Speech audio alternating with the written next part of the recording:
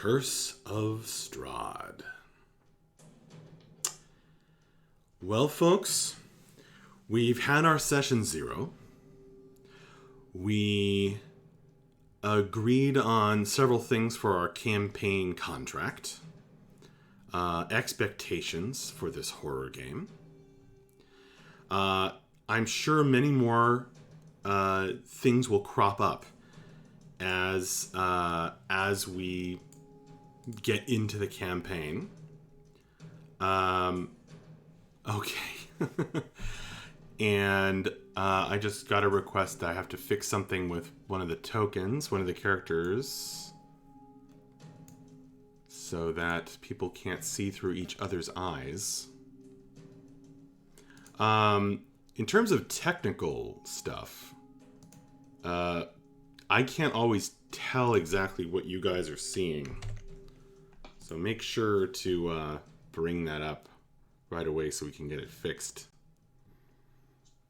What's your preferred way of us bringing it up? Do you want us to say something out loud or to message you?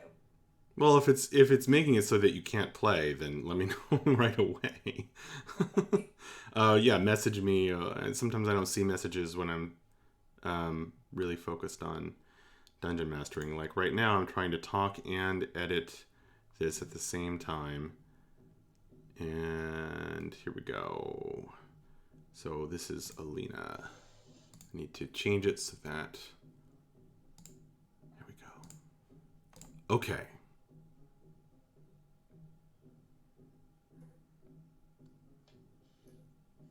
That should be fixed. Yep, that's fixed it. Folks, I already wrote out a sort of a little intro to our game here, for stuff for you to include in your character backgrounds, which I appreciate that you guys put so much work into these characters. It's awesome. I am going to go ahead and read off of that, just so we're all on the same page. Wherever you have come from, and whatever places your journeys have taken you, now you have ended up in Daggerford, a proud town that lies on the Sword Coast in the western heartlands of the Forgotten Realms. The town lives in the shadow of Waterdeep itself, where the phrase "gone to Daggerford" means lying low outside the city. Whether for your fighting prowess, heroism, or something else you decide, the Duchess Morwen Daggerford herself has taken notice of you, and you have become well acquainted. Through the events of your choosing, you have come to count on her as both a friend and a benefactor. Furthermore, you have all met one another on at least a few occasions, as you cooperated on the town's defense or helped solve a problem for Morwen. That's how you have become level 2. And if you're not level 2, we'll get that fixed up. The Duchess of Daggerford is of a military mindset, a devotee of the god Tempest, and a staunch defender of her people. In these dangerous and uncertain times, she has decided to form a new adventuring guild of specially trained elite warriors and investigators to help solve strange, disturbing, or otherwise shadowy problems. The new guild is to be called the Supernal Stars, a somewhat humorous name given that many of its members are of a rather shadowy bent themselves. However, as the Duchess herself has hand-picked the members, you are more inclined to trust them than otherwise. Both your main PC and your backup PC in case of death are brand new members of this brand new guild. As our game begins, your main characters have been invited to dinner with the Duchess. So, that is where our game begins. Anything else before we really get started? I just want to do a quick sound test. Can you guys hear me well enough? Yep. Yeah, Okay, thank you. you sound great. Okay.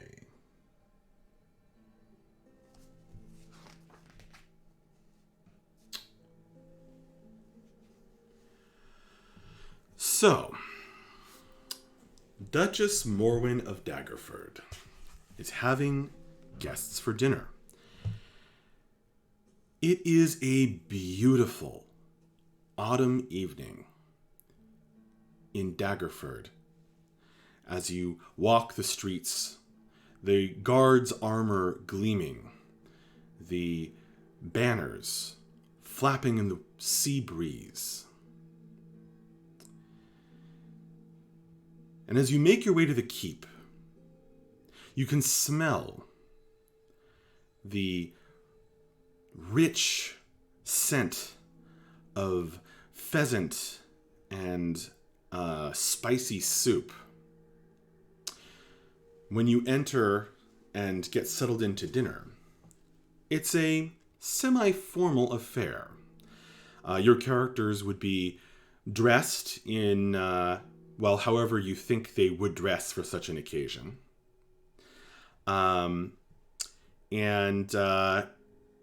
the first course is laid out for dinner, the Duchess herself sits at the head of the table and looks out over you all with a small smile. So, now would be a great time as you sup upon these fine foods to introduce your characters. Describe your main characters, if you would. I did a lot of talking in session 0. Now you guys get to do some. So why don't we start with... I generally like to go in the order that things are in Roll20, which is always going to be that way. You're up, Wishy. I'm just gonna call her Zelina, so she could go right at the end. Okay. What does Alina look like? How is she conducting herself at this beautiful dinner with spun sugar ships and beautifully roasted pheasant with the feathers poked back in to make a display? Elena looks very comfortable as she sits there with a knife and fork in hand, digging into the food around her.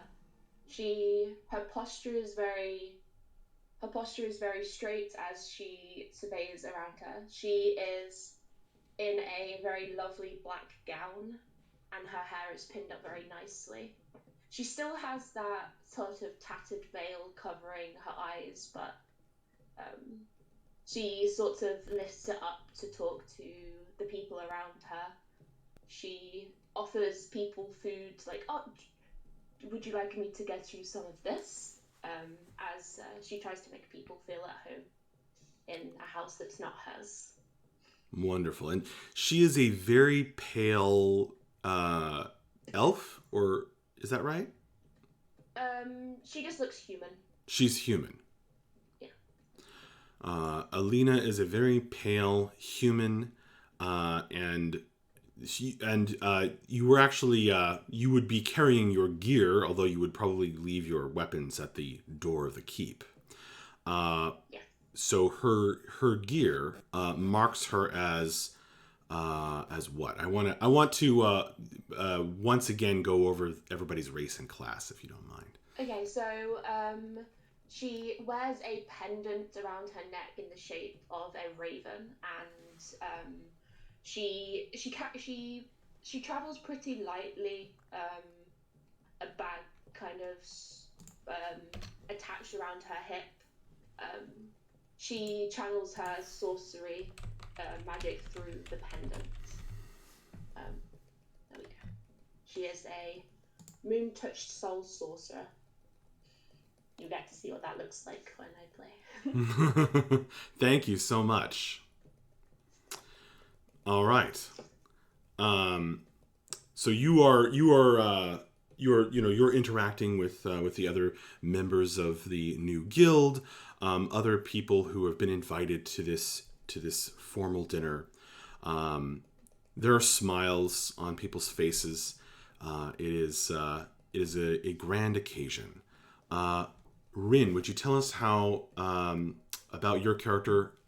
Introduce what Nova looks like, and how she's conducting herself, as well as her race and class, what she's wearing. Yes. So Nova is, um, she kind of is going to be seated as close to like the Duchess as she can, and she kind of carries the air of someone who knows how to function in these types of settings but doesn't like it. So she is very like she's not very socially graceful. She's very kind of tense and awkward and just kind of stares at people a lot. Um, Kind of very unsubtly people watching, but also like maybe like, are you a threat? Are you not? I don't know. I don't like this. I don't want to be here, kind of thing. Though she is trying her best to kind of tone that down. Whether she's successful or not is up to anyone else's decision. Nova is human. Um, she's kind of very racially ambiguous, I guess you could say. She's got, like this very surprisingly well kept, like long silky black hair, and her eyes generally are going to look just this very plain dark brown. Um, Generally, you'll see maybe later what that means. She is surprisingly well armed. Like I know we said that, like the weapons are probably somewhere Yeah, else. But, there's a like, rack by the there's a rack yeah. for those weapons by the front gate. Yeah, but she did come in carrying this massive great sword, and she's actually like even though she has prettied herself up, she is an armored person. So she's a fighter, um, even though she does not conduct herself as one. Okay. And that is pretty much Nova. She's here to be awkward. Okay. Thank you so much. May, would you introduce Dahlia to us in this context? Dahlia is a rather tall, willowy human. She's got this long blonde hair that trickles down to her waist. She is carrying with her a violin because she is, in fact, a druid. Not a druid. I keep calling her a druid. Lord, a bard. I don't know what's wrong with me, guys. It's okay. She's a bard, and she is also carrying her. She's sitting at the table, kind of distant from everyone else. She will have seated herself as close to Kata, who she knows a little bit. And she's avoiding eye contact. She's not looking at anybody, and she's focused on a Taraka deck in front of her that she's spread out some cards. She finished eating as quickly as possible and is now simply waiting. Thank you so much. And you said she is a racing class again? She is a human. A human? I should mention that she has, well, she appears human, and around her forehead she does wear a small circlet made of vines. Okay. It is covered by her hair most of the time, and she keeps her head ducked to avoid eye contact, so it's not really apparent. Got it. Okay. Manos, would you introduce Vidata? Is it Videta or Vidata? It's Bedata. Oh, it's Vidata. Okay. Yep. Isn't it Videta on Discord? Yeah, it is. That's it is. that's why I was confused. I'm not sure why I said that. No, it's Vedata. It's a Romanian word, but I'm changing the pronunciation to make it easier to say.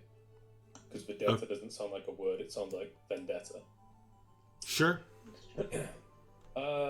So Vedata doesn't really carry much in the way of worldly possessions. He has like a small pouch with him that's stuffed with herbs, and uh, that's about it.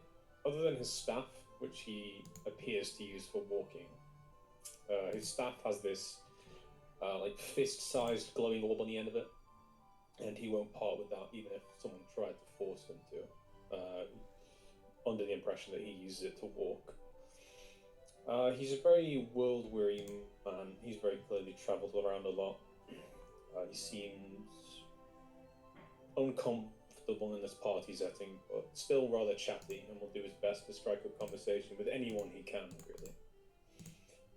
He wears a long, flowing blue robe that's inscribed with all sorts of things, different languages alike, different writings and drawings that he's sewn into his wearing.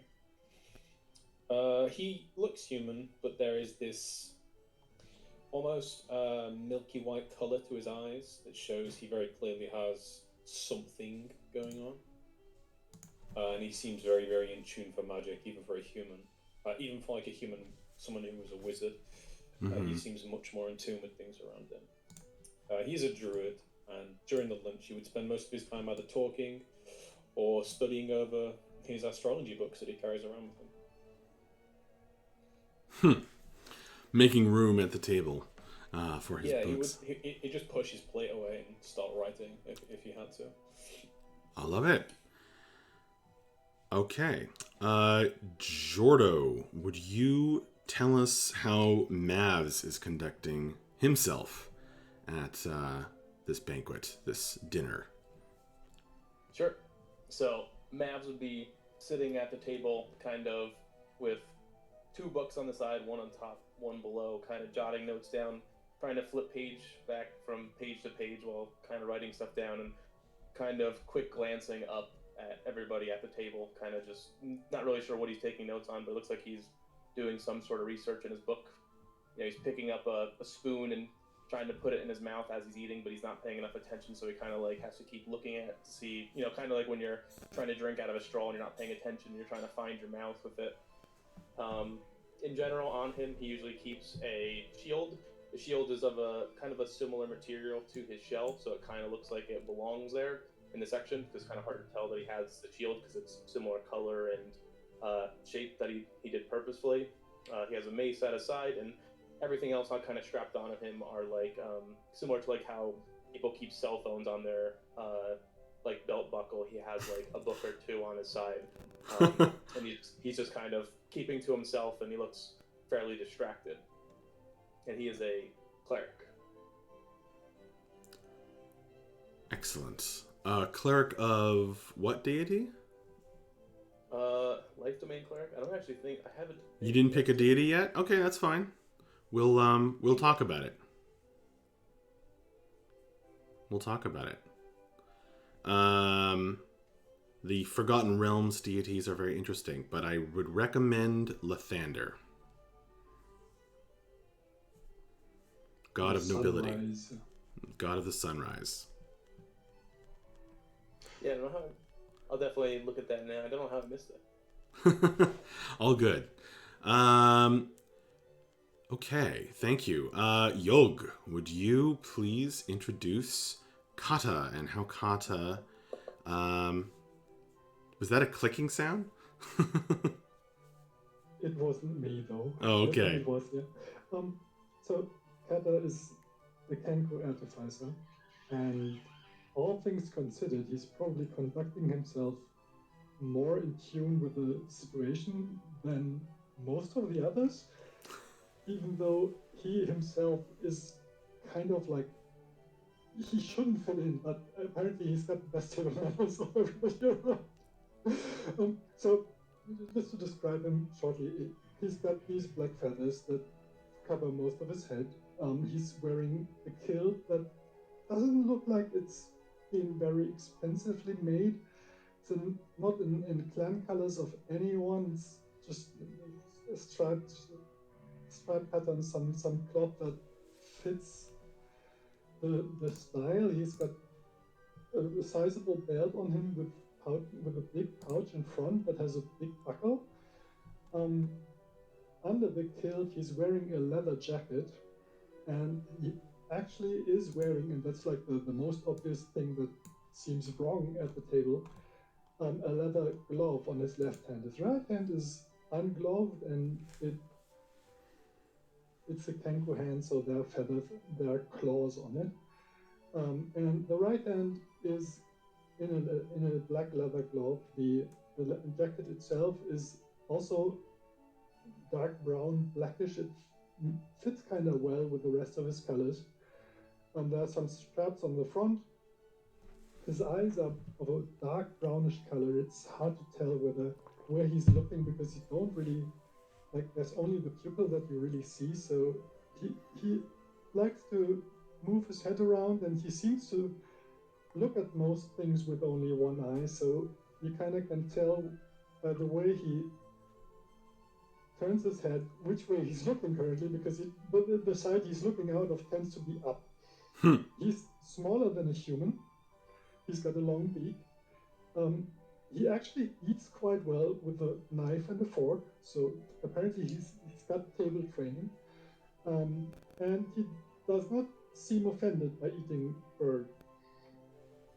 Otherwise, he seems to have a bit of a conversation going with Dahlia, but in muted tones. He's really, really, really interested in everybody else at the table. He's looking at everyone, and he doesn't really start talking to anyone because most of them don't seem to be talkative, but maybe Vedetta is sitting too far away from him or something. But he's definitely interested in looking at folks. Excellent. And he is a Kenku artificer. That is true. You don't see the artificer as he sits there, because he's basically dressed formally as far as he could with what he had, but although he is wearing his leather work glove. He's got a glove on his left hand, yeah. But he's not like wearing an apron or something. There's probably some tools tucked away in the pouch in his front. And there's a big bag at the rack where everybody else is keeping their bigger gear. He did not place any weapons on the rack that you could see. Interesting. Okay, comrade, would you tell us about Kira? Yeah, so Kira's sitting at the table. She is sort of medium-toned skin, dark hair, dark eyes, sort of innocuous. You can kind of look around and you're gonna pass over her a little bit. She doesn't stand out, but she's still kind of there, and she's doing all the right things. She blends in enough that she's not noteworthy in any of the bad ways, but not noteworthy enough to pay extra attention to either. And so she's just paying attention to what everyone else is doing. She left weapons at the rack, but she's clearly carrying several daggers on her. You just can't tell, but she's going to always be armed one way or another. She just puts away the obvious ones that make people think that she's got rid of everything. Let's see. Kira's a rogue, and that's all I got. Oh, what? She's a human? Yeah, she's a human. Human rogue. She's a rogue. Okay. All right. Thank you, guys. So you are engaging in all of these particular ways, and eating and enjoying the evening. It's clearly a kind of a fete for the new Adventurers Guild, and to kind of kick things off. And that's why everyone is so, so pleased and happy. It's also a lovely autumn evening. Oh man, it's getting too loud. There we go. And that's all going wonderfully, but a pall comes over the evening. right around the 5th course.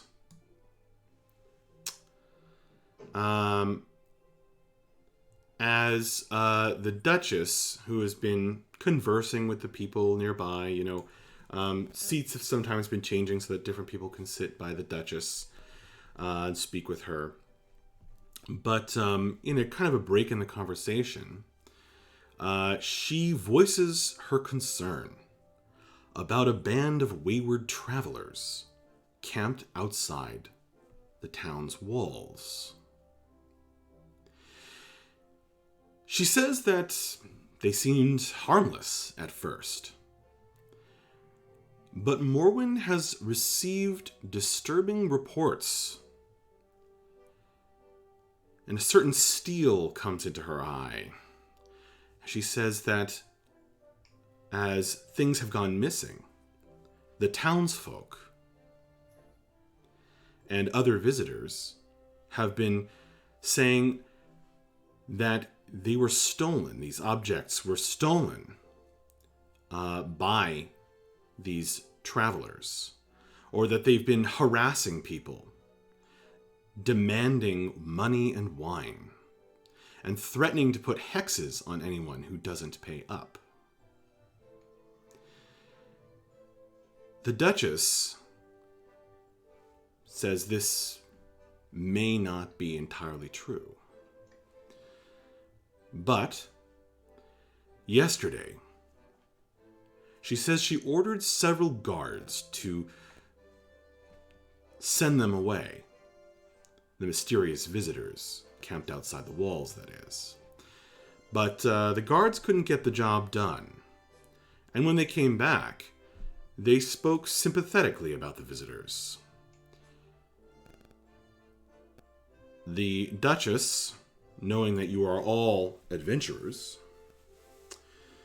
says you understand that she is concerned about the possibility that these guards had been magically charmed. She says, perhaps this would be a good first quest for our first party of the supernal stars. I aim to send a stern message to the visitors, and I would ask this party to deliver it on my behalf. She looks around the room where there are you guys, as well as some other characters. And she says, who shall our first party be? If they don't leave before dawn, I'll burn their wagons to the ground. So, now you guys don't have to be as detailed, but I would like you to please describe your backup characters who are not going to volunteer at this time. But they are there, and we are putting them into this very first scene of the game, so that if need be, they can show up again later, and they'll already be part of the story. All right. So maybe we should give Wishy a break. It's fine. I can go first if you want me to. All right. I was going to start at the other end, but that's all right. Yeah. Go for it. Sitting at the table with his legs swinging below him is a purple tiefling padded out in a very heavy, shiny-looking armor. He's only very small, but he seems very confident in himself as he picks up one of the pheasants and just digs into it. doesn't seem very accustomed to how to eat around this kind of crowd, but he seems pretty happy. His name is Seb, and he will be a paladin. Okay. I think. That's fine. You guys can be as vague as you like or as brief as you like. Just Yes. all I want is just a sort of a vague idea of who else is in the background of this party. But that was great. Thank you very much. Sep, the tiefling, some kind of warrior is. He will be a paladin, most paladin, likely. A paladin. Yes. Okay, awesome. Rin? So probably actually very near to Sep, I imagine. Like if this all plays out, like it makes sense for them to know each other very well. Is another tiefling. She's much more. She's very like her skin's very like rose red, kind of beautiful but strange to look at, kind of with these very like elegant horns curling up from her, black red hair. Persephone she's not been around a whole ton. She's kind of known for being someone who acquires things for the Duchess, for instance. So she's very well traveled, and she likes kind of like you can tell that she likes being fancy and she likes being vain, and that kind of thing. So she's very at ease here. She's very social, and kind of likes showing off and being fancy. As of right now, she is supposed to be a warlock, but we'll see if that plays out. But for now, she's just a very fancy tiefling. Got it. Okay, excellent. You guys put a lot of thought into these backup characters already, which is great. But you can be as brief as one line if you want, or as detailed as you like, really. May, do you have a backup character to tell us about? I sure do.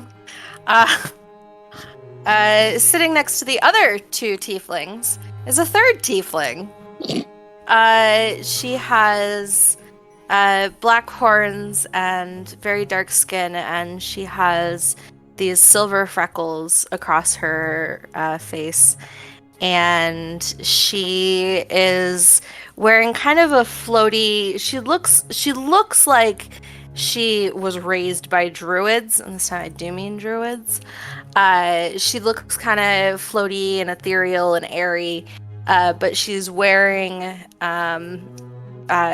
armor, and she is laughing and helping serve people food, and just in general being very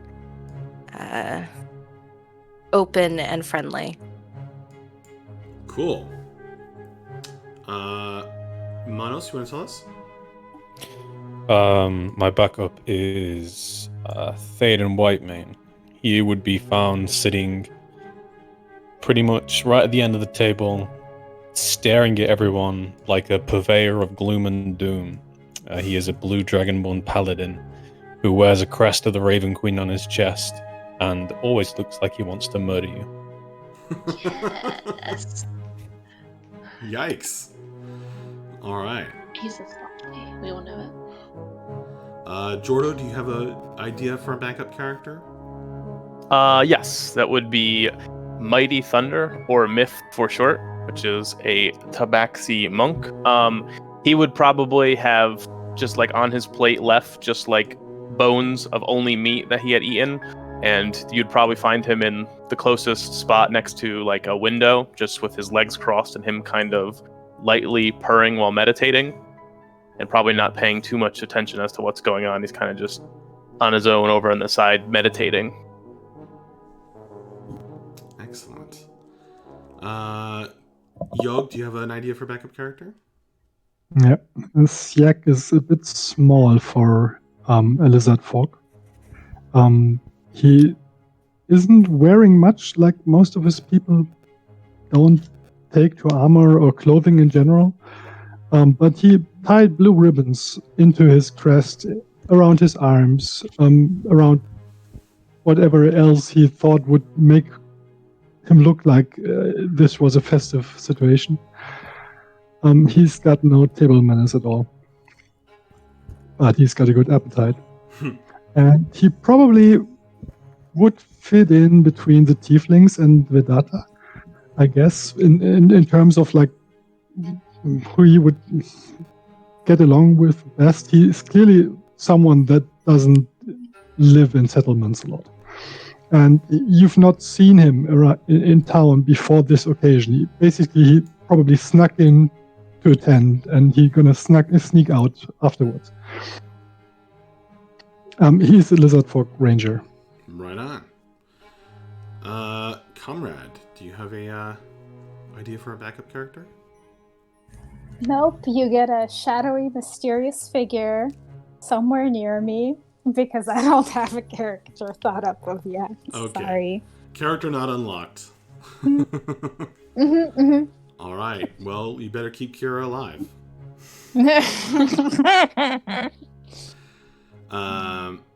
Okay, guys. Thank you so much.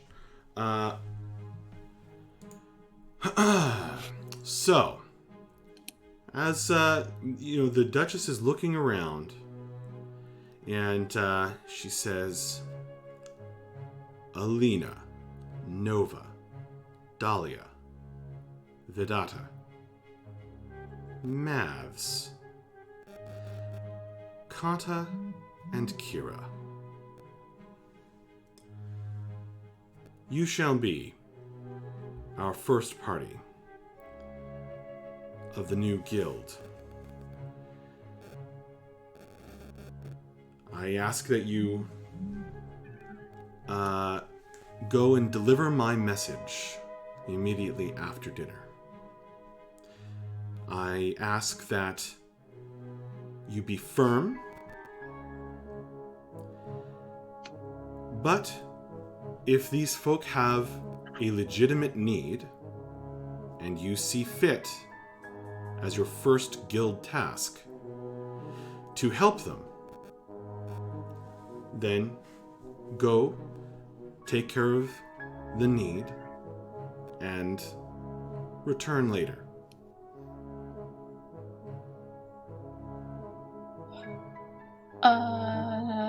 And Elena will go, how, and she will be kind of nervous around her. Should we leave now? I finished eating, and she pushes like a very empty and clean plate in front of her. Thank you, Alina. The Duchess smiles at you. Thank you, Alina. But that won't be necessary. You must stay for dessert.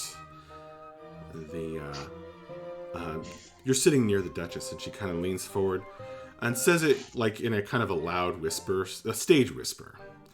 They made peaches and cream for me. What? Oh. I'm definitely staying for dessert then. Mavs, are you staying for dessert? And she will also stage whisper as to keep it going over to Mavs. Mavs, do you want some peaches and cream as well? Mavs is kind of closing his books like he was ready to leave, and he kind of perks up when he hears peaches and brings his book back out and just kind of like crosses his hands and goes, I can wait.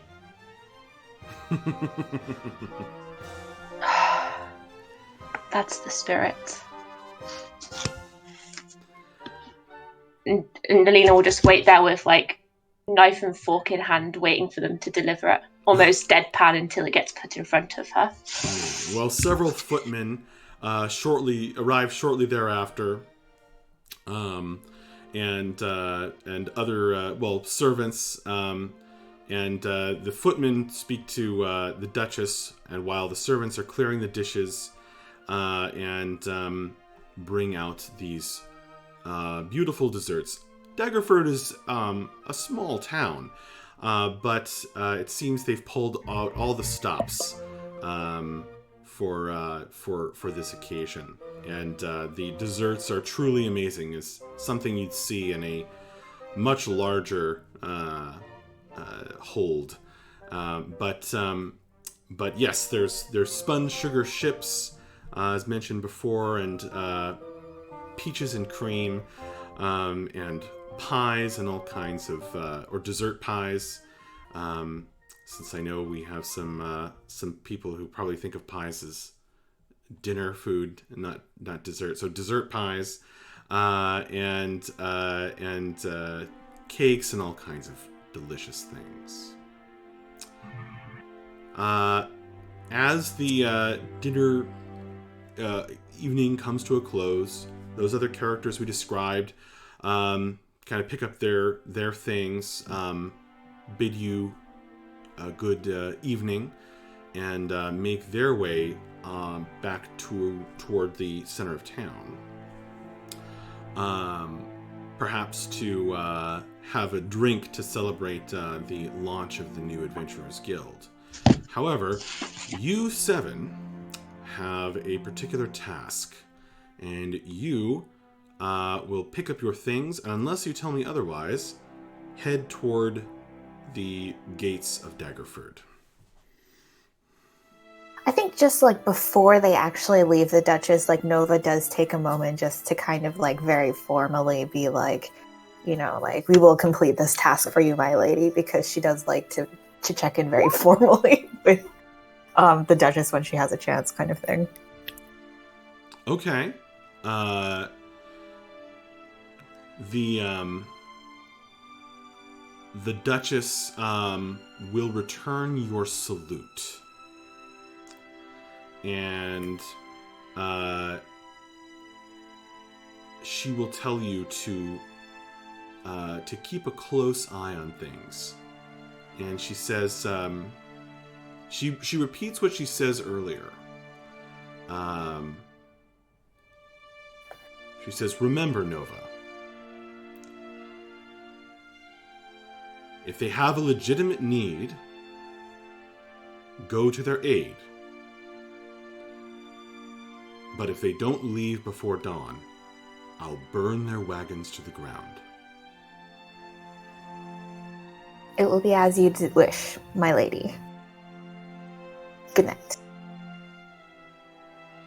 Good night. Right, and now I'm going to open my window because you would not believe how hot this hood is. There we go. That's better. Okay.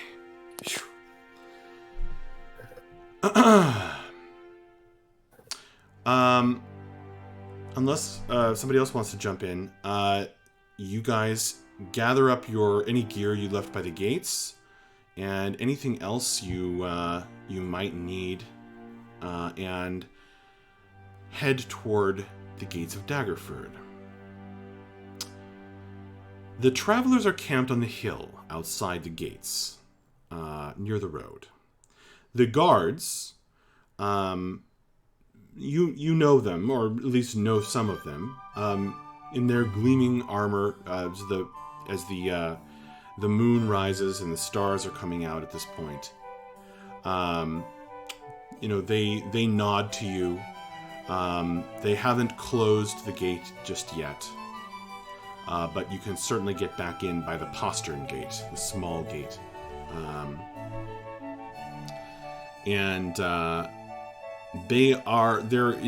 I mention the guards because there's a kind of a cluster of them atop the walls, watching the camp closely. There's more guards over on this side, on that side of the walls, and there's a definite shift in the atmosphere as I change the music. And over on this end of town, there's, rather than smiles and people having a great time with good food and good spirits. The guards over here, they have grim expressions. You can definitely get the feeling, or perhaps even by exchanging a few words with them, that they are going to be posted here all night if necessary. Okay. Oh, there's some stuff happening in the chat. Cool.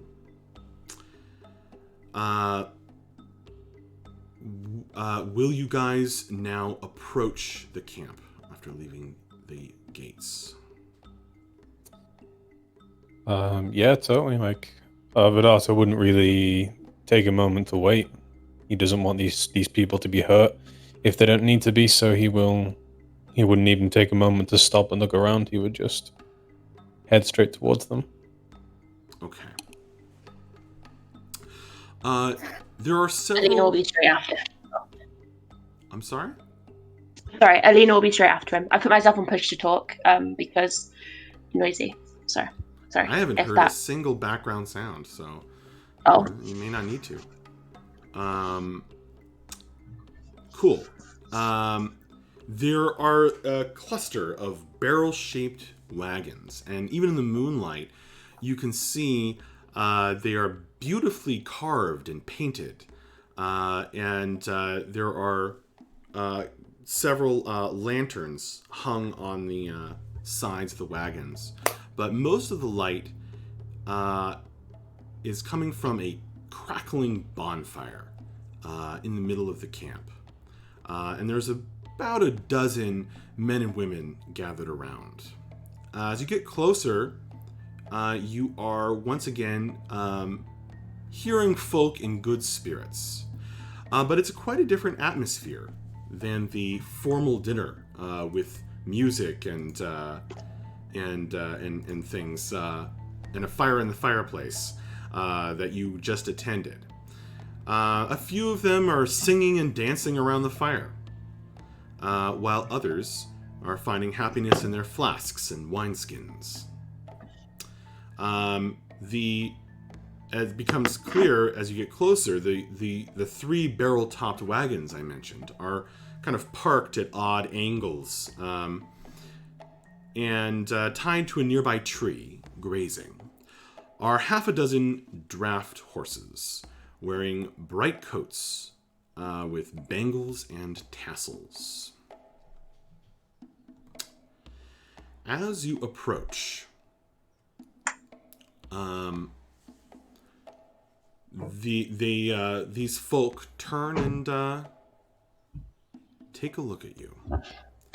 And one somewhat older man, a human, they're all human,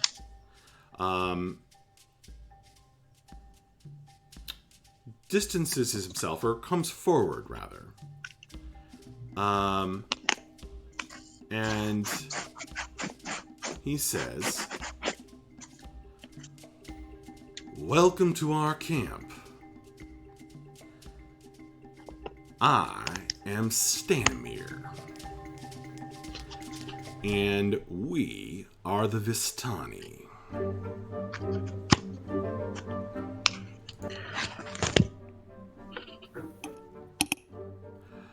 My darling, I'd hate to burst your bubble, but I'm afraid you're going to have to leave. Now, why would that be? We're not harming anyone here, are we? The old man kind of has a twinkle in his eye and strokes his little white beard.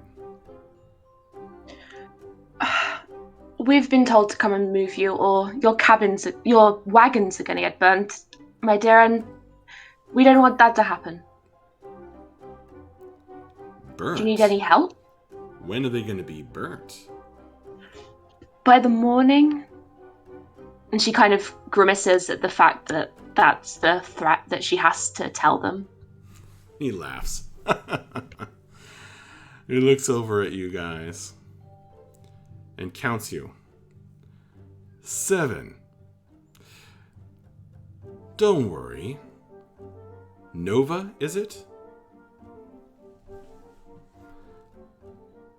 What kind of... Nova pauses and she's like, we know that you're very skilled with your mind magic, but this is not your land. That's true. We have no land exactly. Don't worry, Nova. We have no wish to make enemies of Lady Morwen. And, Alina, you've been doing most of the talking, right? Yes, sorry. Hello. Alina, and he looks back at you and he says, we have no wish to make enemies of Lady Morwen. I have a story to tell all of you. First you listen, then we go. You came here to tell the story. That doesn't seem truthful. It's quite truthful, I assure you. People are always saying that we don't tell the truth, but a lie has never crossed my lips. Mavs.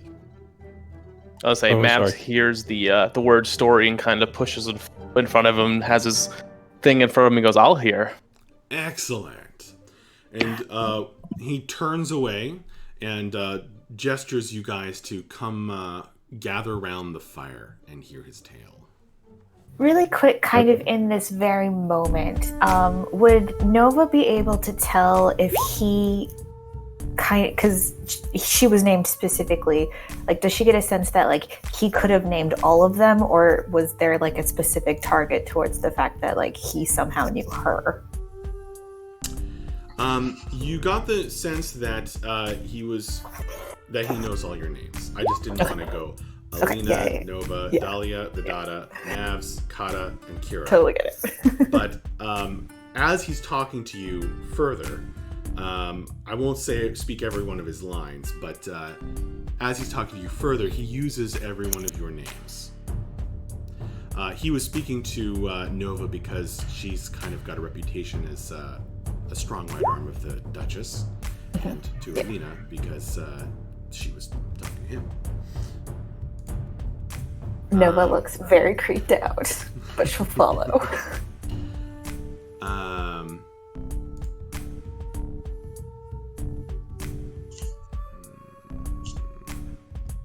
Oh boy, roll 20 is loading slowly. Come on, stop. Oh my god. We love roll 20. Yeah, okay. Very silly, but okay, I'm not gonna worry about that. Okay, I'm gonna have to load something else. 1 second.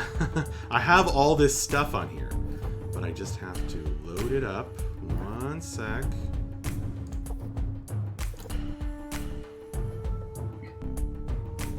Come on. There we go. It's gotta be here somewhere.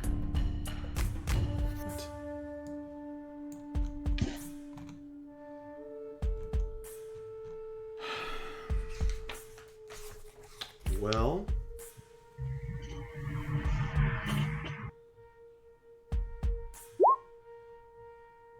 that's strange.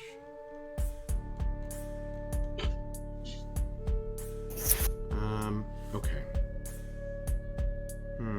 Sorry guys, Everything okay? Yeah. It's just... Okay, well, hopefully you can all take a close look at my camera. So here's what happens. Stanimir takes a big mouthful of wine and he spits it into the fire around which you are sitting. Foosh! It turns green. And this is what that looks like. I was trying to pull that image up on Roll20. Ooh.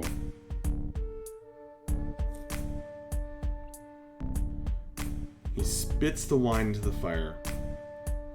The green fire shoots up, and the fancy Roll20 thing that I have isn't bringing up the image, so I'm gonna find it. Hang on.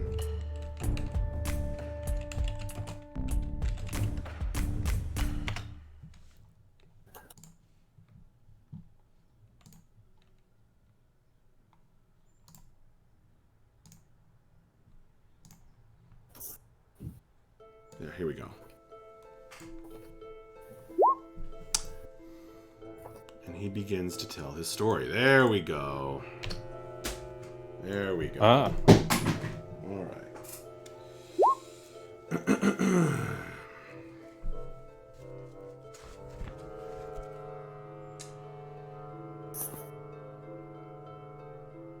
As the flames begin to dance and sway, a dark shape appears in the bonfire's core. We come from an ancient land whose name is long forgotten. A land of kings. Our enemies forced us from our homes, and now we wander the lost roads. He waves his hand, and the dark shape in the fire takes the form of a man being knocked from his horse, a spear piercing his side. Stanimir continues. One night, a wounded soldier staggered into our camp and collapsed. We nursed his terrible injury and quenched his thirst with wine. He survived. When we asked him who he was, he wouldn't say. All he wanted was to return home, but we were deep in the land of his enemies. We took him as one of our own and followed him back toward his homeland. His enemies hunted him. They said he was a prince. Yet we didn't give him up, even when their assassins fell upon us like wolves. Deep in the bonfire, you see the dark figure standing with sword drawn, fighting off a host of shadowy shapes. This man of royal blood fought to protect us as we protected him. We bore him safely to his home, and he thanked us. He said, I owe you my life. Stay as long as you wish. Leave when you choose. And know that you will always be safe here. The figure in the dancing fire vanquishes its final foe, then disperses in a cloud of smoke and embers. Stanimir's face becomes a somber mask. A curse has befallen our noble prince, turning him into a tyrant. We alone have the power to leave his domain, to ask for help. We've traveled far and wide to find heroes such as yourselves, Alina, Nova, May, Vidata, Mavs, Kata, and Kira. We need you to end our Dreadlord's curse and put his troubled soul to rest. Our leader, Madame Ava. She told us where to find you. She knows all. Will you return to Barovia with us and speak with her?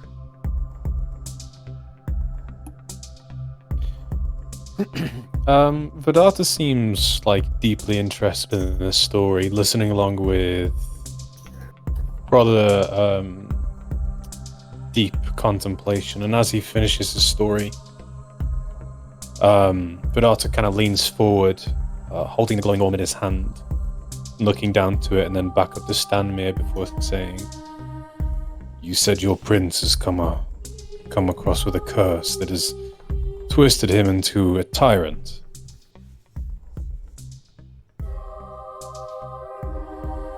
And you wish us to aid you in that endeavor." He looks around at the other members of the group who have gathered round. He says, "Yes, we have no wish to live under a tyrant, nor for the other folk of Barovia to suffer. We are a family-focused folk. This is my daughter and my son. All who come with us are considered part of the family.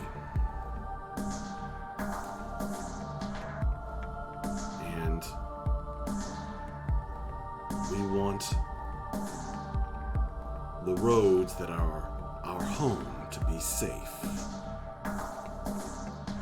And that can't happen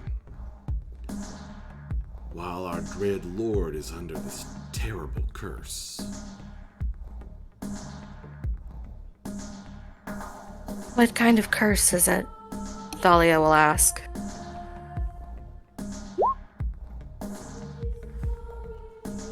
You should come to Barovia and ask Madame Ava for more. Talk with my family if you will.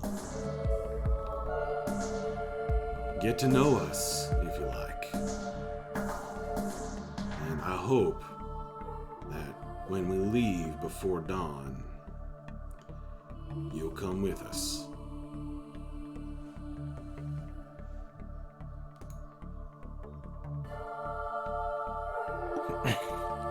Vedata will kind of like narrow his eyes and then look around at the party for a moment and say, "We should tell Lady Morwen of this and decide amongst ourselves what we wish to do."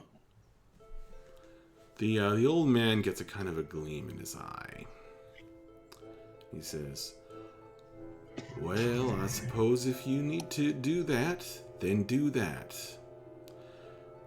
But if you come with us to Barovia, Madame Ava has entrusted me with a gift for each and every one of you."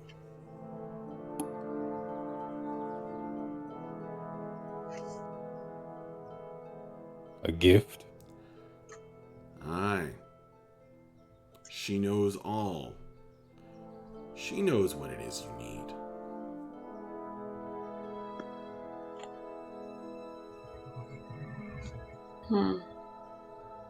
Nova is going to, because it seems like Vedata and like Alina are kind of like taking charge on this kind of thing, and Nova certainly doesn't want to be. She's pretty young, so she's just kind of like sidling closer, and she's like, "I think if we are to be trying to prove our worth to the Duchess, we should be decisive, and if going with them gets them out of this place, it accomplishes our goal already." And we'll have some great stories to tell her when we get back. Alina kind of pitches forward. Actually, I think I may have a way around this. Could I slightly retcon? Let me just read something quickly.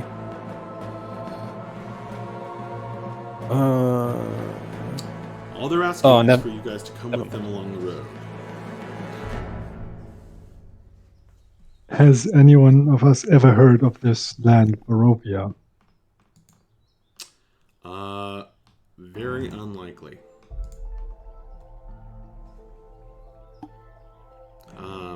But you can make a history check. First roll. May Dahlia as well. Sure.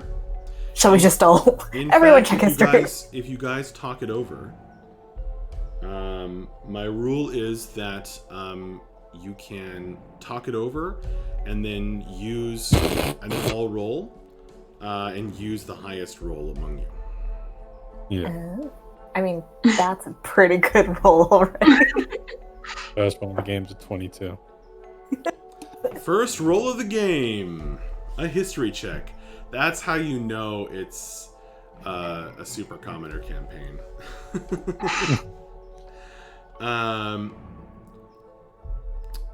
Kata,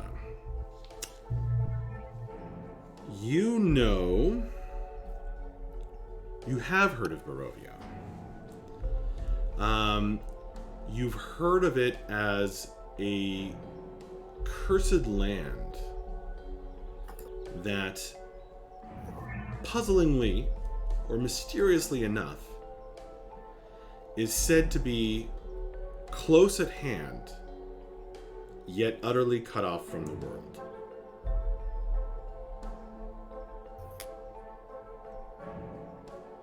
That does not make any sense to Kata at this point, so he is definitely intrigued.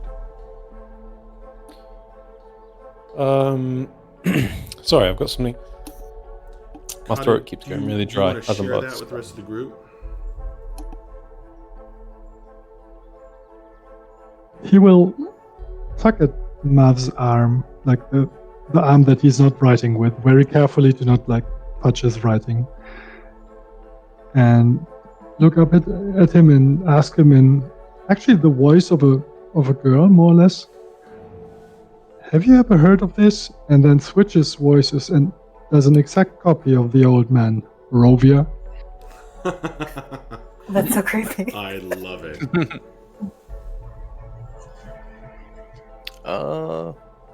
Second.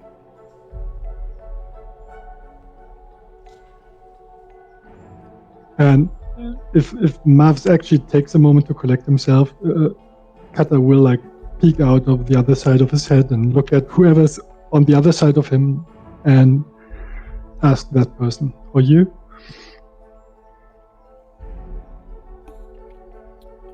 Sorry, what did Kata say exactly? I didn't quite catch it.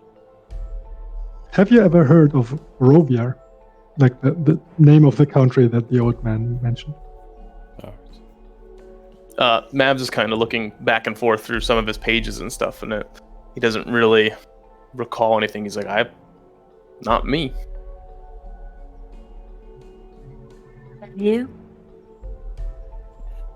I haven't Kata? traveled much outside the Sword Coast, so no, Kata.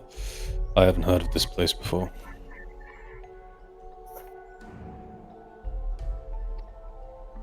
I read only things that don't make sense to me.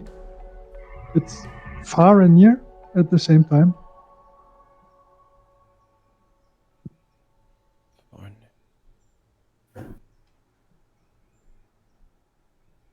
And he has this shruggy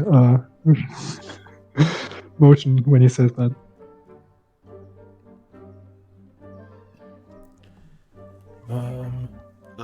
Stanimir's daughter, Damia, and his son, Ratka, kind of come by and offer you guys wineskins to pass around. Nova Elena would will very pretty clearly refuse anything from them. Okay. She's kind of gotten into this like really like tense, like her shoulders are like ramrod straight. She's very much ready to just like not attack, but like not do anything with these people. Okay. Elena will take one and smell it. What does it smell like exactly? Does it smell like cheap? wine. Just smells like wine. She'll be like, did you make this wine, my dear? Ratka says, no, it was a gift from a friend of, the next town along the road. Did you Is it- steal it? Steal it? Certainly not. We've heard rumors that you've been stealing or demanding wine.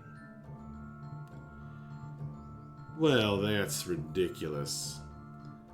He looks around at the group sternly. Father wouldn't stand for that sort of thing.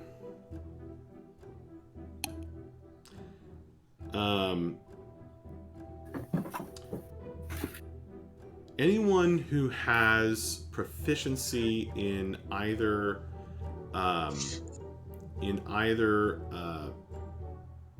perception or proficiency in insight. Huh? Yeah. I do with perception. I do. I have insight. I do with insight, yeah. Yeah. Perception. Okay. Oh. So. Okay. You folks observe amongst the group that of the other 9 Vistani, as they've introduced themselves, some of them most of them seem to be agreeing quite earnestly with Ratka, Stanimir's son. A couple of them, not so much. They're kind of grinning and looking at each other, and you get the sense that they would not be above stealing.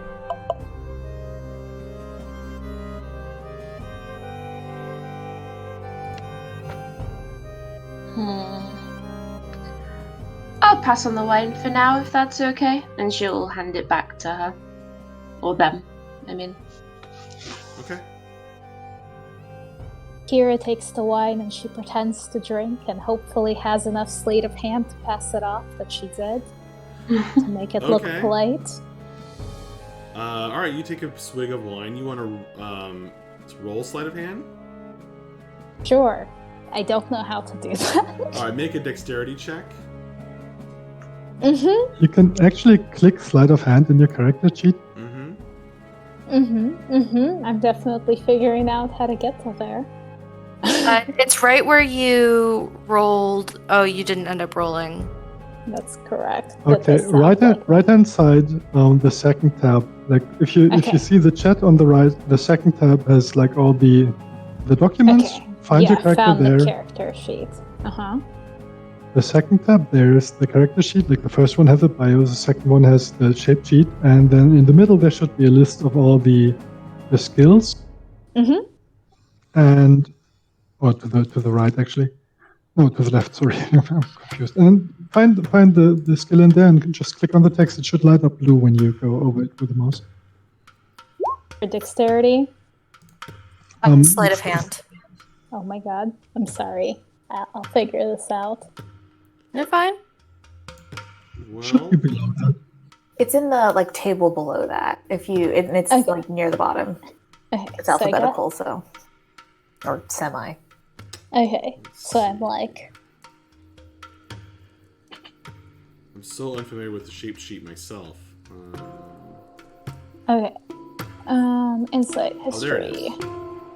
is. So Yeah, it's alphabetical, so it's near the bottom. Yeah, so at least I'm in the right direction. I will take that. Sleight Nature of for some hand. reason. Okay. That's the Sleight of one. hand +5. So what do I do? Just You click just on sleight click of the hand. word sleight of hand, yeah. Okay. Okay, I think that did the wrong thing. So when you hover over it, it'll be blue. Like when you hover over the word. it's not working on her sheet. That's correct, and I accidentally upped my stats. Oh no. It's Sorry, it was a +5 and now it says plus something, but I promise I wasn't trying to. Wasn't trying to cheat my roll. Okay, I just rolled survival, but off of your sheet, you have to actually on your sheet for some reason you have to click the number. Well, Plus the 7 number's on wrong. your sleight of Well, hand. yeah, it should be +5.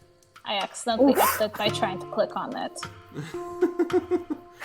Those are some very different rolls. This is normal session 1 stuff on any. Sorry, tabletop I didn't realize I clicked more than one.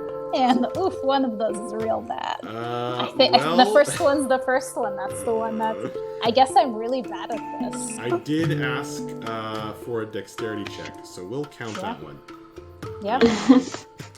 And you do a passable attempt to drink the wine, and some of the others nod approvingly. After the story, the fire is burning off whatever was in the wine, and it's turning back to its normal color. People are starting to go back to their singing, and they're relaxing in the evening, and they also start packing up per your message.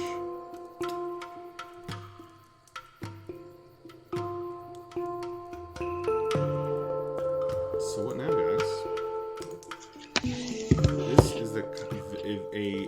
This is the kind of game where you can really do anything.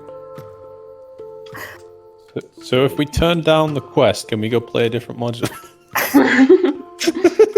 I mean, you have that. You can try. I have if someone were to suggest right not going to help, Nova would be very upset. No, Vidata's going to kind of gather everyone.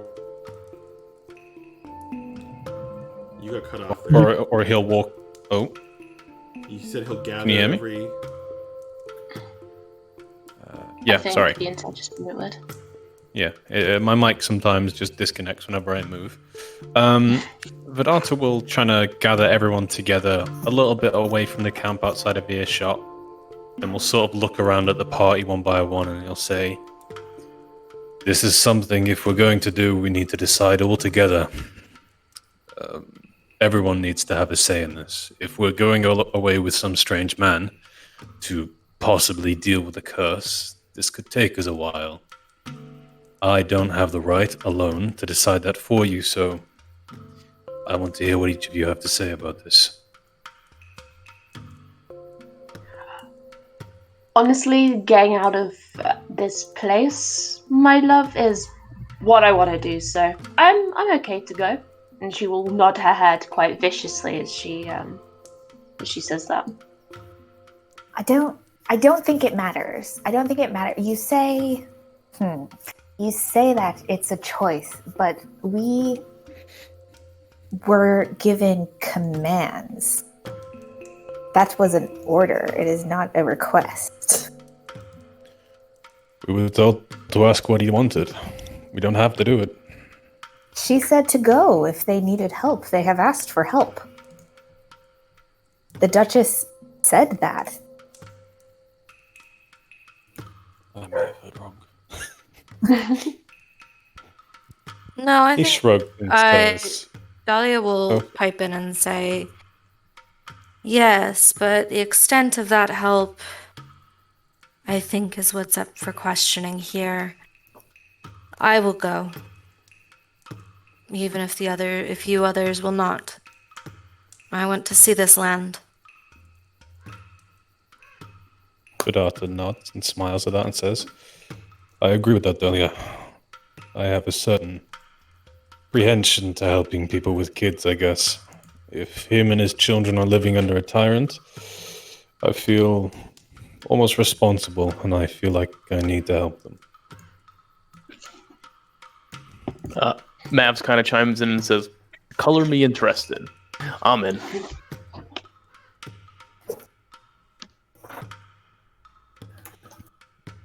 How Kato, tall what is about you? Mabs? Sorry, how tall is Mabs? Mavs? Yeah. I think he's like about 5'5". Oh, okay. I'm about to say if I thought he was quite tall. Alina will go, "That's the spirit," and she'll like tap him on the back of his shell as to like bolster him up. Vidata will look towards Kata. Is Kat? I assume Kata's probably he's a small creature, isn't he? So Vidata will sort of like bow down a little towards Kata and say, "And what about you?" I know your kind don't often have opinions, but what's your opinion here? This is sudden. And we need to make arrangements for travel. Kind of looks over at the carts and says, I assume these people will take us with them in their carts and their horses and such. Yes. He waves that away like, and then he just says the same thing he said, just without the we in the beginning. And the I and the rest of the sentence are not in the same voice.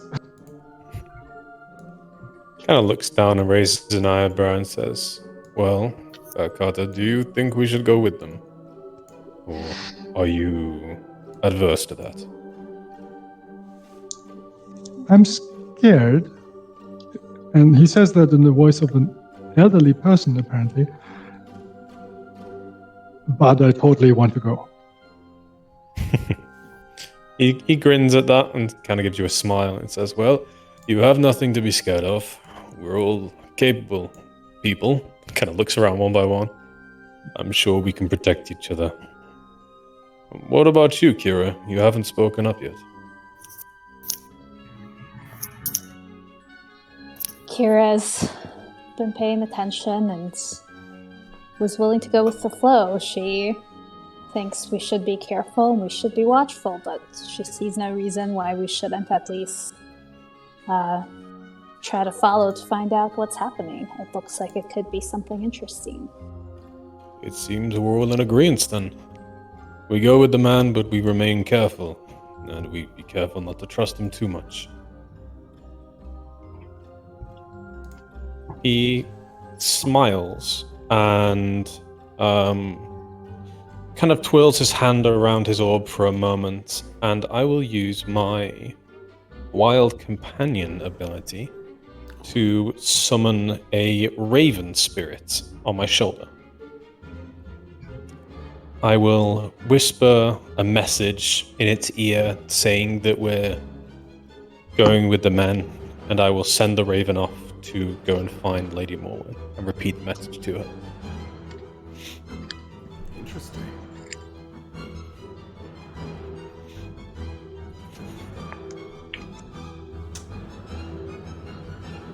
You'll see Alina kind of look at him as a like a you too kind of way, and then she will shake her head, go, no. And then she'll kind of lift her head up again and go, do you? And like expecting him to try and figure it out. You were a symbol of the Raven Queen, right? Yes. Yeah, Quite he kind of reaches down to his neck and like pulls out a symbol that is very clearly a holy symbol with stars on it, and he just shakes his head and then puts it away. We still have Nova time. kind of She'll tap him on the shoulder. Nova kind of like quietly edges away from both of them. Like not subtly, just quietly. Well, friends, should we go and tell this Stanmere man that we're going with him? He probably reads our minds anyway. And she'll kind of raise her eyebrows. At this moment, the raven spirit is winging its way over the walls, over the heads of the guards on the walls, still observing the general area. They look up and down at you guys. Not too strange of a sight. The bird is disappearing over the town. Vedata kind of smiles at the raven for a moment, then looks back to the party and just gives each of you a nod and says, well, I guess to business. And he'll begin to walk back towards the camp. To business. At this point, Kata is likely to pull out writing utensils from his backpack and start writing 2 letters to people in the town that need to know that he's gone.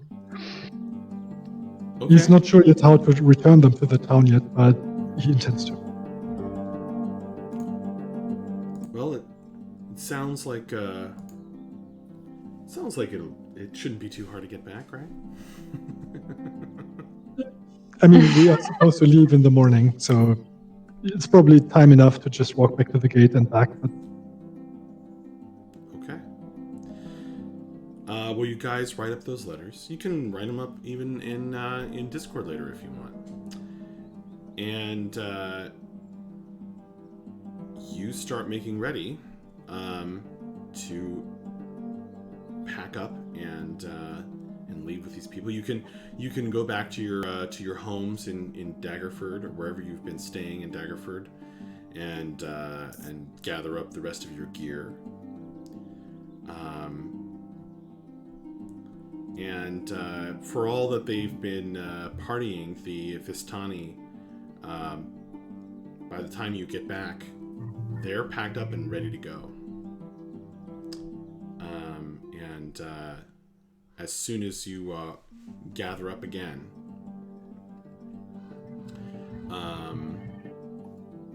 Stanimir has got a chest, a large chest, kind of lightweight wicker that he is tapping with one wrinkled hand, and he says,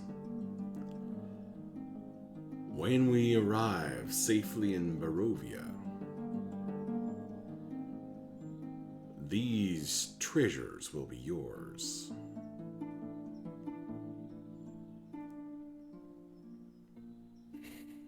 What are they? Oh, well, you'll see.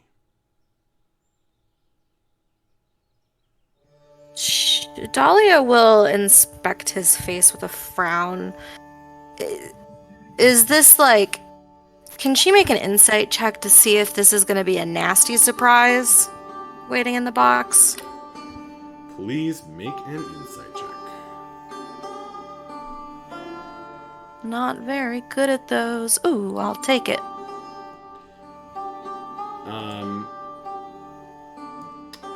From his twinkling eye and just the general demeanor of these people, well, it's particularly Stanimir. You get the sense that it's pretty clear that there are some valuable treasures here. They might not be in that chest, but they are in one of these wagons. And he, if you guys don't accept them or don't want them, you get the sense that he would happily sell them to someone else. Okay. He was just getting a creepy vibe from him. Well, that's not surprising. True. But we do get the impression that if this is the case, then he actually came packed with the stuff that he was given, and most of what he told us is actually just what happened. Yeah. Like the part about his leader actually sending him out with stuff, especially for us. So that's really creepy. Mm-hmm. Vedata will kind of lean forward and look at the man for a moment and say, "I have to ask, is the journey dangerous?" The journey? The journey is not dangerous if you're with Vistani. We have safe passage from the long ago promise of our Lord. But if we get separated, then I can't guarantee anything. I will say, you do not want to be traveling the Svalich woods at night. He nods and writes that down and says, "You said the journey isn't dangerous, so I assume your land of Barovia is."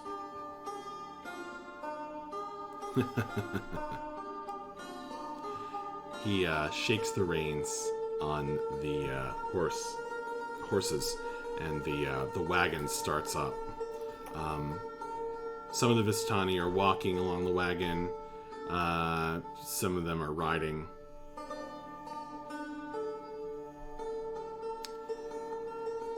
And they start setting off.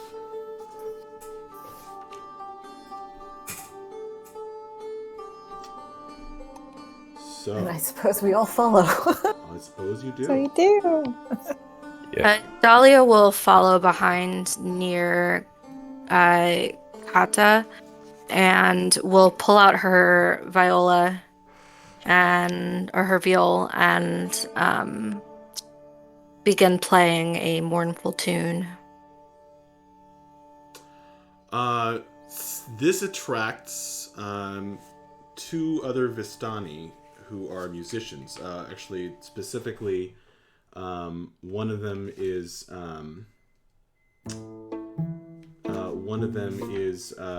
Damia, his daughter, and another one of the Vistani. And they start playing along, but they intentionally start playing variations of the tune you're playing on your viol, and start turning it into a more cheerful sounding music. She looks a little irritated at that, but she'll play along. Well, you get well away from Daggerford before they make camp again. Sleep, and you are traveling with the sound of the wagons, and the music playing, and the crash of the sea to the west. You're traveling south along the tradeway.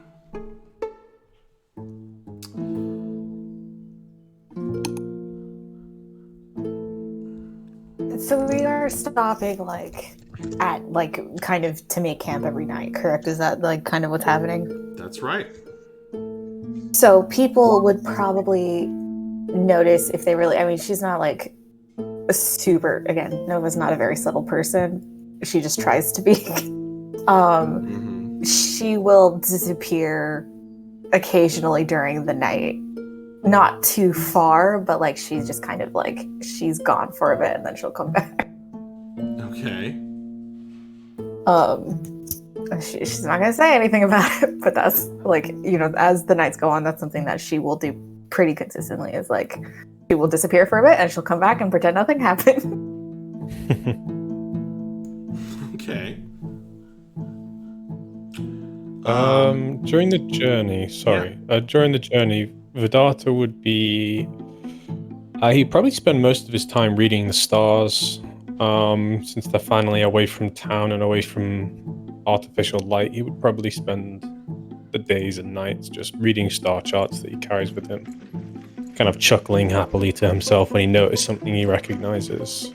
And if any of the Vistani have injuries, he would probably be acting as camp doctor as well. Cool.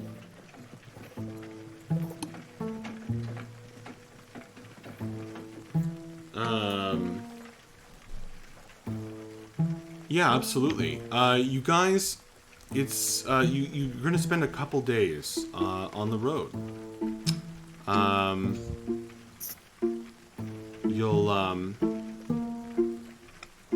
You'll have the opportunity to talk to these people if you want. You'll have the opportunity to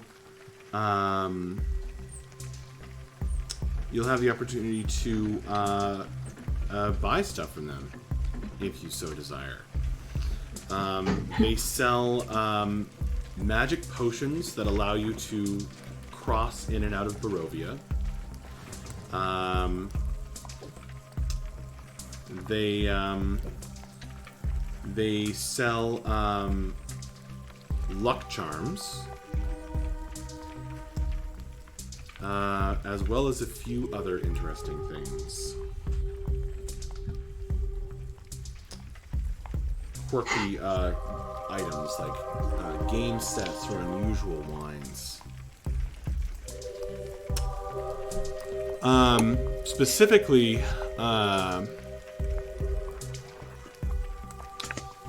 Rotka, Stanimir's son,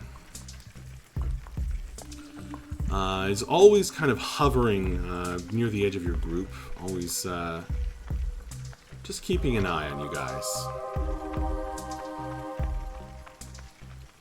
If we get the he's doing feeling- that, Go ahead. continue. Oh, I was going to say, if he's on the edge of our group, Alina would go up to him and go, "Why are you keeping an eye on us?" Kind of mischievously. Okay. He says, because you are very interesting people. You got any questions? Concerns? Questions? I can answer them. No. Concerns? Hardly. We haven't got a care in the world but for the curse of our Lord. But when you talk to Madame Ava, you'll know why. I'm excited to meet her. Seems you speak quite highly of her. Right? And she'll kind of look at him curiously. She knows all. All? All. Okay. I have a few questions to ask her, I think. And she will Ma'am. nod. Mavs kind of perks up at the word all. And just, you can definitely tell he's a little bit excited about that. Well, if you want to fit right in, then perhaps you'd like to buy a certified, bona fide Vistani luck charm.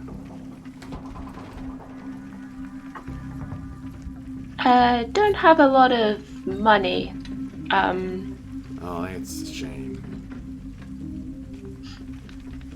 How much are you selling it for?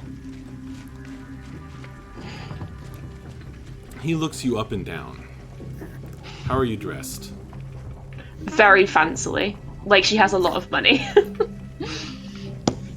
But she's kind of grubby around the edges. There's a few tears, a few stains.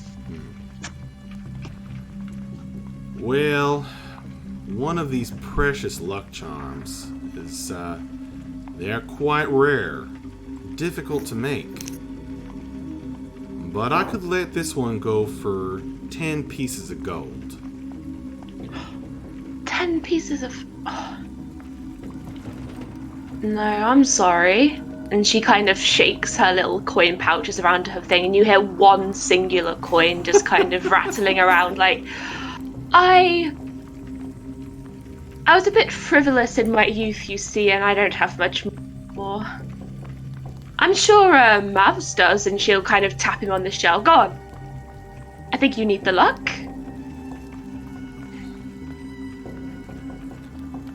Mavs, huh? So yeah, so Mav just kind of looks and is like, let me check the old the bank here, and he goes into his shell real quick and kind of moves around and he comes back out. He's like, he like pulls out a piece of paper that just says IOU on it. He's just like, that's all I got.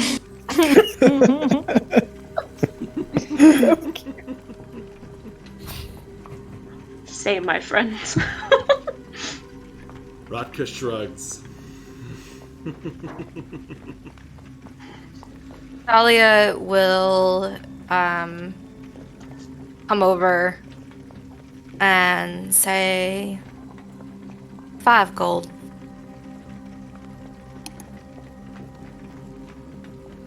Looks at you. For a bona fide Vistani luck charm? What, are you crazy? I could let it go. What does for it do now. if it's worth so much money? What does it do? What does it do? Makes you lucky, that's what.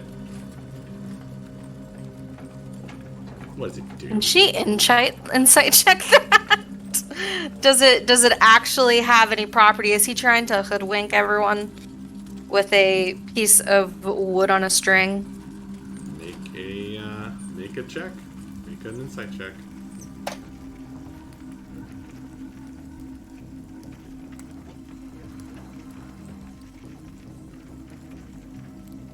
$17.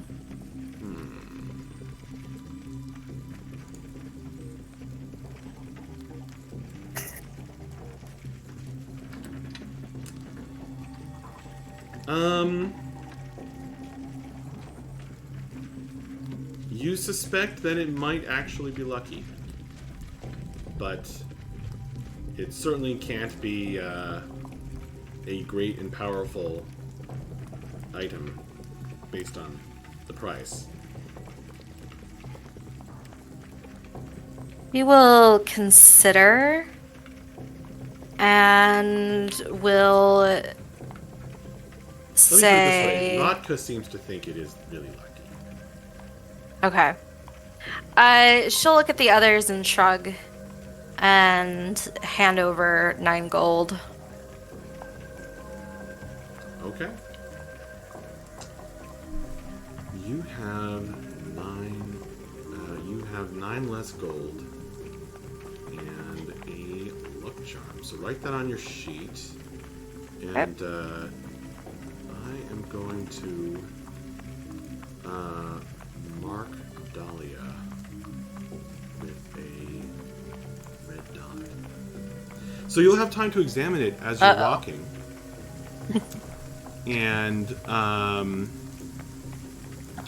I don't have a card for the luck charms, which I should make. But you'll be able to examine it as you're walking, and it's a simple little thing, a little carved wooden disc with a kind of a shape like a road and a wagon on it. Mm-hmm. And a moon shape, a crescent moon shape. And it does require attunement, and it is magic. Ooh. But it has a very minor effect. Well, she's curious, so she'll attune to it as they travel. In pure game mechanics terms, so it makes you slightly luckier.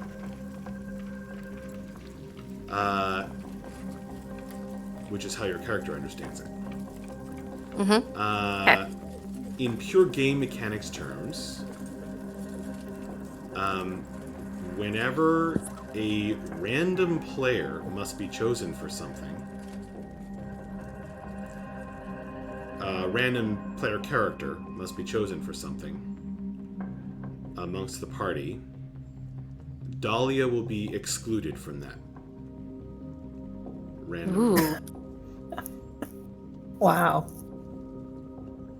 Kind of while everyone else is working with, I don't remember his name specifically, but the son. What you said? There's like 7 to 9 of these, the Vistani, right? Like what exactly is the range of like age kind of thing? Stanimir is by far the oldest. That's clear. But really, they're all over the place. I have a Vistani illustration. But they're all different ages. There seems to be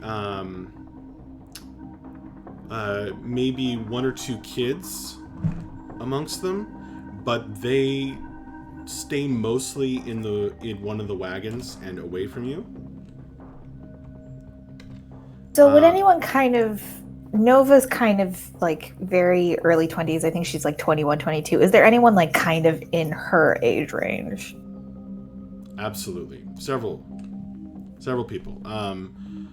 You said early 20s? Yeah. Rotka is in his 30s, and Damia, Stanimir's daughter, is younger than that. She's in her 20s. Okay, I think Nova again is kind of like she's very intense and she's very like uncomfortable in a way. Like she definitely like ekes out this aura. So like, but she wants to understand a bit more about what's happening, because even though she like obviously was very like, yes, we're gonna do this, it's what the Duchess said, like she does not want to, walk straight into danger. So she probably would seek out the daughter, and I'm kind of pulling in on her background to kind of see if she can figure out, not necessarily if something's hidden, but just like if she can get a bit more information about like the specific type of danger that they're expected to face. Well, the Vistani seem pretty confident in... Damia tells you that they are pretty confident in their own ability and in their own safe travel due to this ancient promise.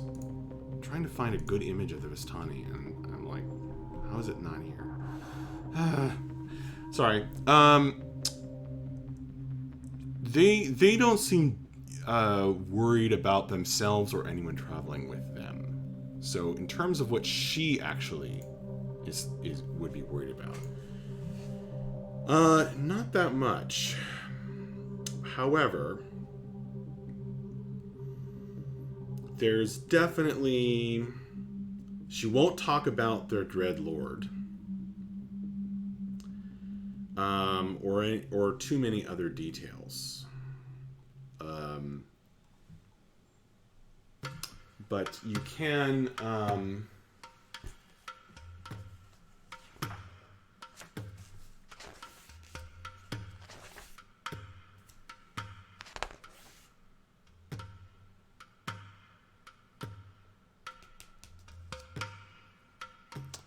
you can, let's see.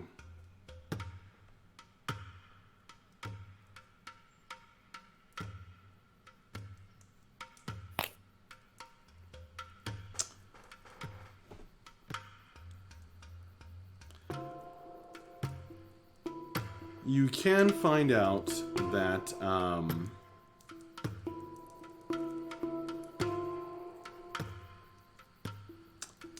you do sort of overhear a conversation that Dami is having with one of the others about not killing any ravens, and if there is something that she will share, it's that they believe that the Vistani believe that ravens carry lost souls within them, so killing one is bad luck.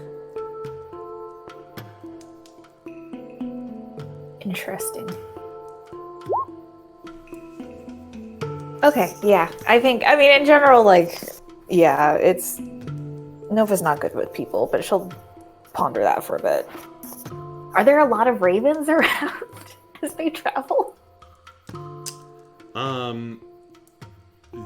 The conversation happened when you happened to see one. An unusual sight amongst the seagulls. Does anyone else want to do anything else? Yeah, I think Kata will take about a day to warm up to this group and then basically not feel like there's any threat from these people. He's interested in how the wagons work, actually, like if there's anything that... If there's something broken, he'll be jumping to the occasion to like try and fix it. Mm-hmm. He's probably gonna try and get the luck charm in his hands for a moment, just to look at it from all sides at least. And How does he ask to look at it from Dahlia? It was Dahlia who bought it, right? Yep. He will probably approach her when we make camp, and I assume there will be music. I'm not sure if Dahlia wants to participate in that because it's not the type of music she likes to play, but maybe I don't know if there's a contest between the groups going about what type of music it is in this evening. She's not going to be competitively dreary. She'll play along. She likes to play, but she will, whenever possible, pull the music in a slower, more solemn direction. Although she's not going to be competitively depressing. Competitive. If I had to guess, what would happen at camp is that while the others play their type of music, everybody dances, and while Dahlia plays, everybody drinks. So it just fits together nicely. But, that is a great way to put it. But when like she packs away her music, her instrument, and is basically like pleased with her performance for the day, he would approach her and thank you for playing tonight. It was great, as always. Well, thank you. Can I help you with something? He points at basically at your throat. You got this. You buy a thing from this pendant. He will, put her hand to it and say, "Oh, this? You want to look at it?" Yeah. She'll take it off of her neck and hand it to him.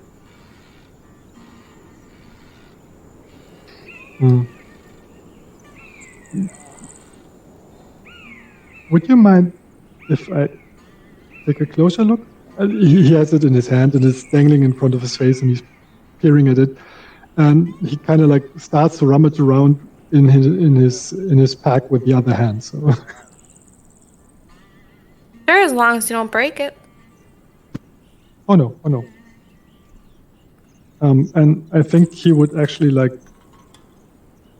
bring out various implements and start like a magnifying glass and things and start looking at it, which is probably the ritual version of detect magic. Okay. I mean, it does show up as magical. It's gonna take, what I'm trying to say is it's gonna take like 10-15 minutes, and you might get concerned over he might actually scratch it or something. She'll kind of hover over. Well, she won't hover too much. She'll. I think she probably trusts Kata. She's seen him do some work, and she's not overly tied to it. So she'll just be oiling her bowstrings and do other viola maintenance stuff. So, two of the spells I've prepared are detect magic and identify, and they're both ritual. I can cast them as a ritual, so this is probably what he would do. He's really interested in what this is and how it works and how it's made. So he'll try to figure it out as non-destructively as he can, of course. Well, as I mentioned, it's kind of a low hedge magic, if you will. Not the magic of universities or powerful mages of Waterdeep. But it does seem to have a certain luck power to it. And it definitely has an effect that Kata is not familiar with. So you probably see that he like totally forgets about everything around him, and he starts like writing stuff down, everything. Cool. So he's after like a few minutes, he's totally absorbed in what he's doing, and he like turns up his light a little more and then fidgets around with things, and he basically like it looks like he's actually creating tools to look at it in a different way. that goes on for like half an hour, and after that, unless you intercede at some point, he'll probably hand it back, and he's probably going to look like he's exhausted and happy at the same time. Cool. A little bit of kana there. I love it. Well, with the luck charm back in your possession, Dahlia, you guys are actually camping at a kind of a crossroads after a couple days of travel, and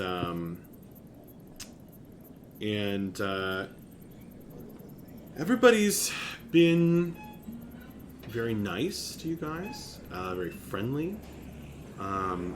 Stanimir's family in particular, even though he sold you something. And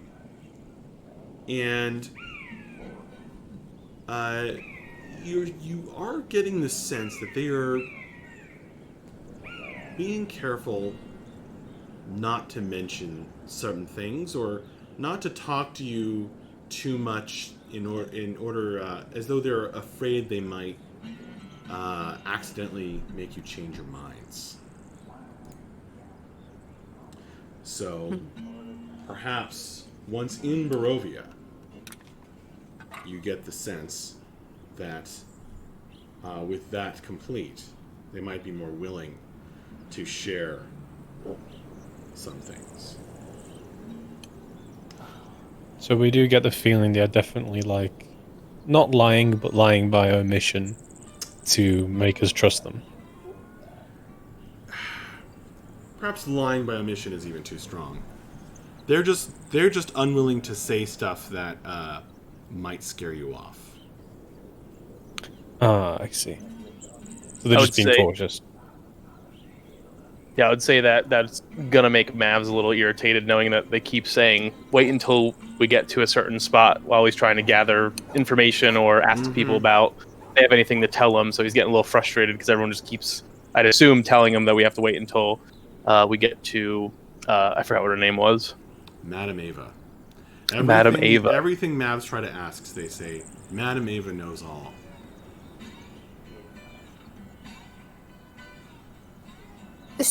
So something, and this is just kind of like an overall question, is like they had mentioned that they can travel it like safely, and like Kata had kind of mentioned like it was both very far away and very close. How unusual in this kind of like, I guess in the micro setting of Daggerford is like planar travel? Like how like familiar of a concept would everyone have to that? I mean, it would be common knowledge in the world that that's a thing. Like hell is an actual place. Right. You could go there. So in this case, it's not that far of a leap of logic to be like this is somehow like they're like it's some like pocket dimension or something like that. I don't know, what's Nova's intelligence? 1. She has a +1 intelligence modifier. Yeah. No, that's not too big of a leap of logic. Okay. I mean, again, this is a world where these things exist and people talk about them. Not everyone would know, but Nova is fairly well educated in her background. Yes. Okay. Yes. Cool. About the potential potions that were like, I think you mentioned that they were selling potions to help you like leave Barovia once were there. And Kira is definitely interested in that. She likes to have an escape route. So she would like to talk to one of the shop owners and see if it's legit. Okay. So you talk to Damia, Stanimir's daughter, and she tells you, "Oh yes, we will. We have our stock of our magic potions, and I'll sell you one since you are, a friend now, so that you can leave safely as we do." And Is the reason other people need the potions because we don't have the protections that your tribe has under the prince? Exactly. Okay. Am I allowed to attempt an insight check to see if I Absolutely. believe her? Mhm. Okay. Am I gonna do this correctly? Well, You got it. I believe just in do you. your best.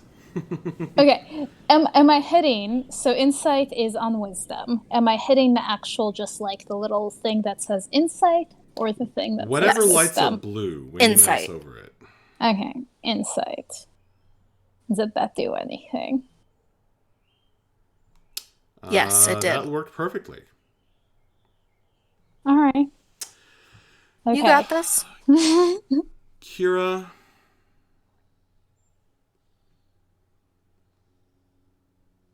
you can't get a read on her. But that is in itself kind of suspicious. Mm-hmm.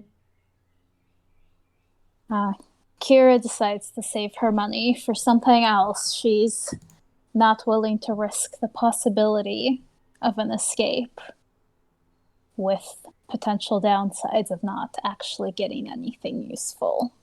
Okay. She might Well, regret this later. Damia seems disappointed, but she's not going to press the issue.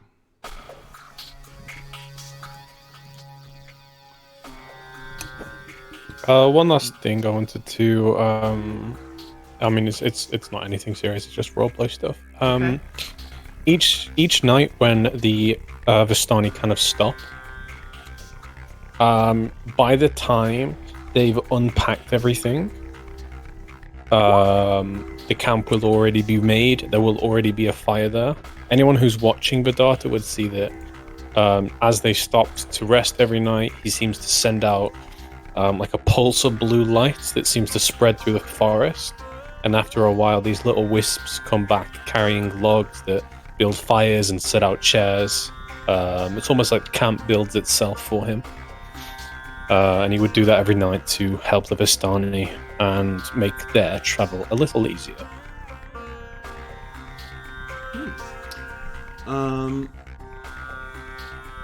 They seem to appreciate that. But also, they don't like that when the spirits instantly break down their campsites. They like to do that themselves. They don't like their stuff being touched. Oh, he won't break it down. He'll just build it. Okay. Well. Yeah. They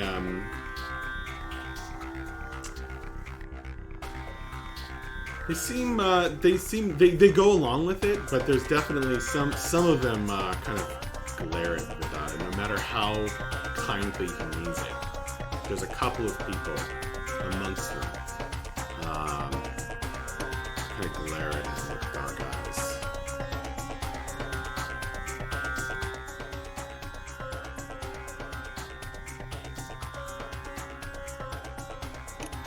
But yeah, that's everything for me. After 3 or 4 days of travel, you are camped in a copse of trees in the woods not too far from the sea. And an unusually thick fog begins to creep in over the camp.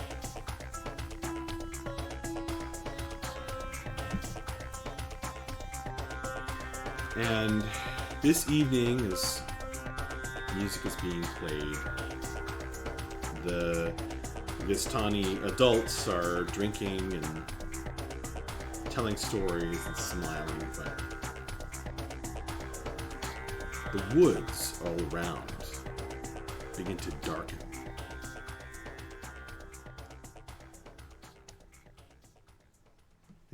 The animals start to go quiet. The air grows chill.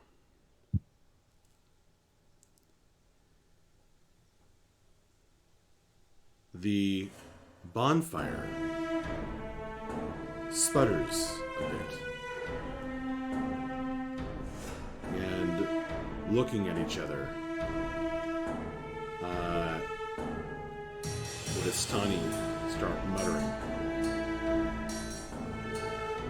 Stanimir says, perhaps we should make some tracks this night. Try to get out of this mist.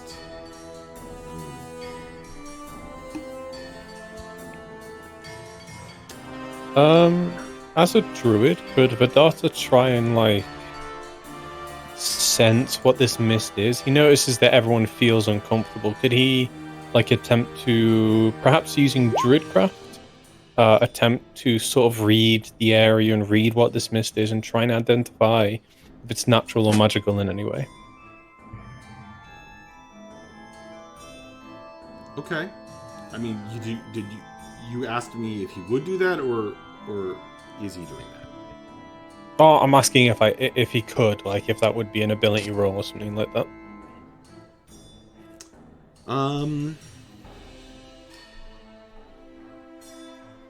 Well, I guess it would probably be an Arcana roll or a Survival roll. Or I'll go with even a Arcana nature because roll. I'll go with Survival. Okay. 21.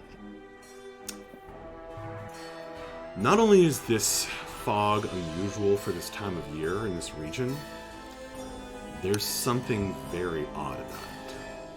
And all of you can sense this. Because the data can tell that it is, in fact, somehow moving with intentionality. Not according to the whims of the air. And as you guys walk on, or rather, as you kind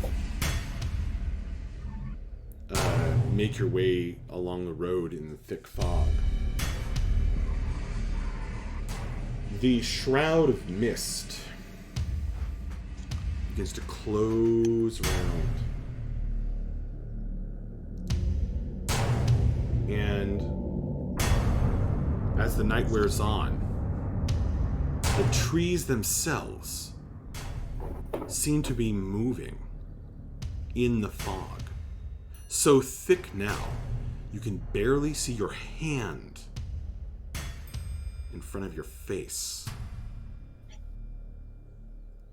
The jingling sound of the wagons and the clomping of the horses and the creaking of the wheels are all you have to follow them by, but the sounds start to get more and more muted as the fog gets even thicker. There's a pressure to this fog. In fact, the atmospheric pressure climbs and climbs as you continue on. You can feel it almost forcing its way, the fog, the damp cold, into your eyes, your nose, your mouth.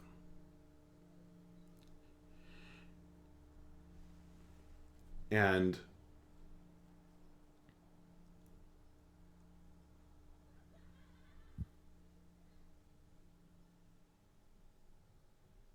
by morning,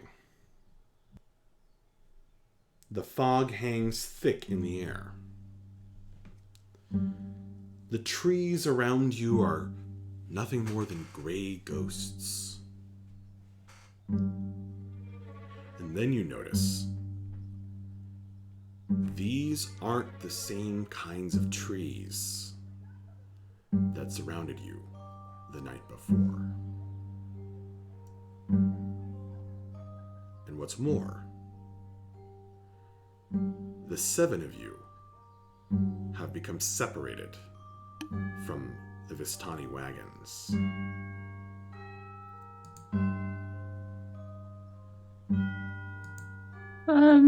And you'll hear a lonely panic. road. A lonely road that cuts through the woods. Definitely the woods we're not supposed to be in. Is it still misty? Yes. I'm going to have everyone roll a D100. Oh no. I'm gonna need a walkthrough on that one. So on the left side of your screen. Oh, you can go that ahead. works too. No, tell her the fast way. Go ahead. On the left. Ooh. On the left side of your screen, you're gonna have like a little pointer that's in blue, like a blue box. Mm-hmm. I'm seeing a fancy dice. Go down to that fancy dice, hover over it, Mm-hmm. and you will see your list of like however many, like a little grid. Mm-hmm. And go down and click on the D100. Oh my god. Oh my god.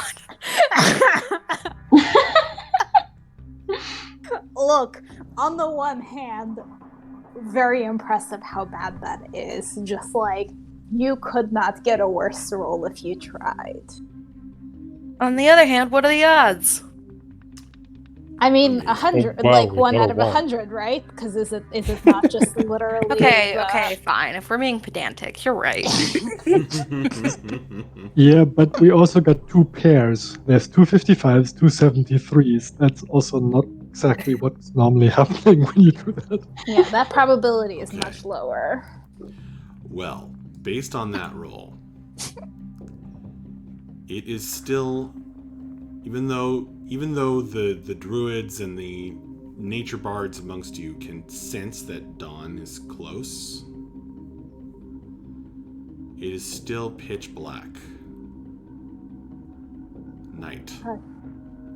Kira pulls out her green candle that she doesn't expect to do anything, but it's eternally lit. Might as well. Well, guys, welcome to the Svalich Forest Road in Barovia.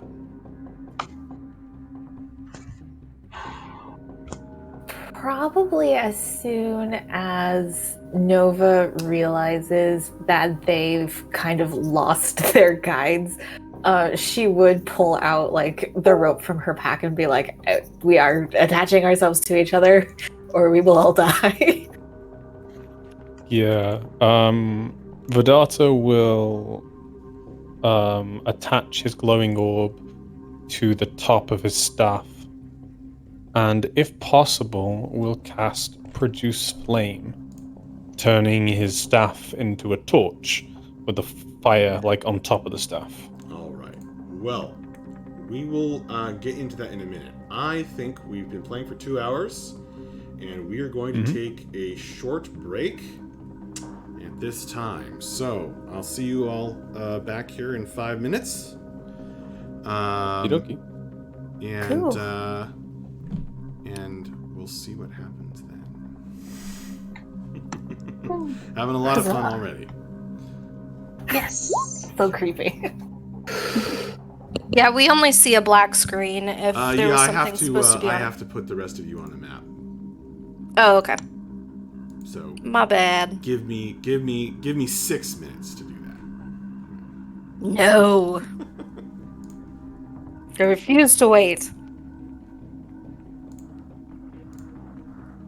Just kidding, that's fine.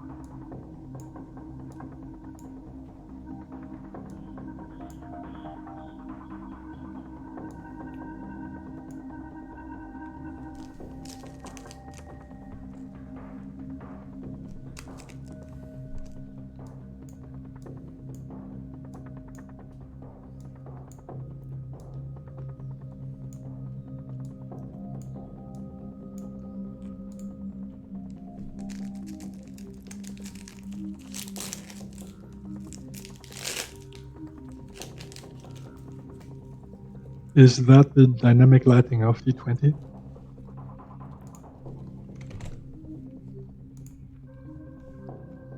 Yep. That is pretty awesome for that. Thanks. What a creepy looking place.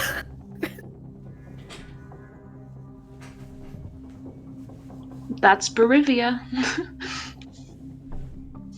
We love Barivia. I love non-directional lighting. Theoden. If you just move your token around slightly, just a tiny bit, you'll see that it actually can shift based on your view. That's so fun. Yeah. Don't move around too much because you'll screw things up for the moment. But just a little bit, just so you can see how cool it really is. There are 2 katas on the board. Oh, well. And I don't see Mavs. Oh. Yeah, I have two sets of shadows too, so that looks better. That must be confusing. There's Mavs. Our turtle friend.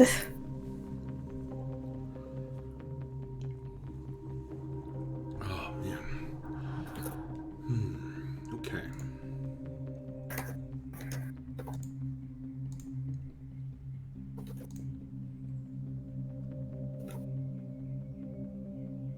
There we go.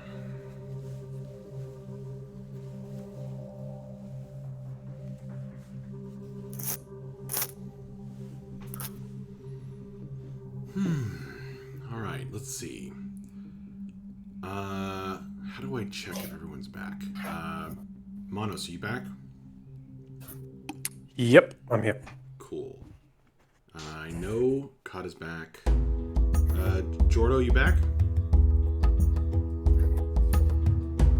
Not yet. Alright. Kira? I'm back. Am I still supposed to be looking at a black screen? No. You should be able to see stuff now. I'm in roll 20 and I'm still seeing a black screen, assuming I'm in the right place. Maybe try zooming out. That might be what's up. Oh, you Yeah. have to scroll down too. Yeah, the top half of the map is black, and we're in the lower part of the Oh, map. I'm sorry. Yes. How about now? Still dark? Still dark? Try refreshing roll 20 and Yeah. see if it... Yeah. Try refreshing. sorry. Yeah, take 2. Sometimes roll 20 just doesn't want to cooperate. It's thinking very hard.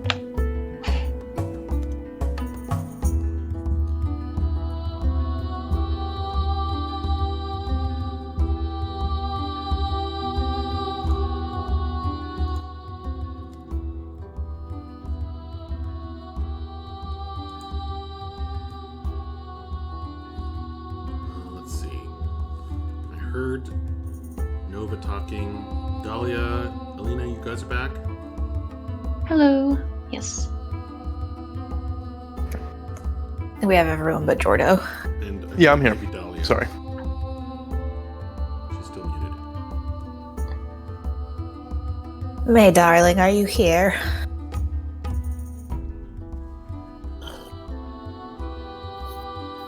Alas. It's alright, we'll wait.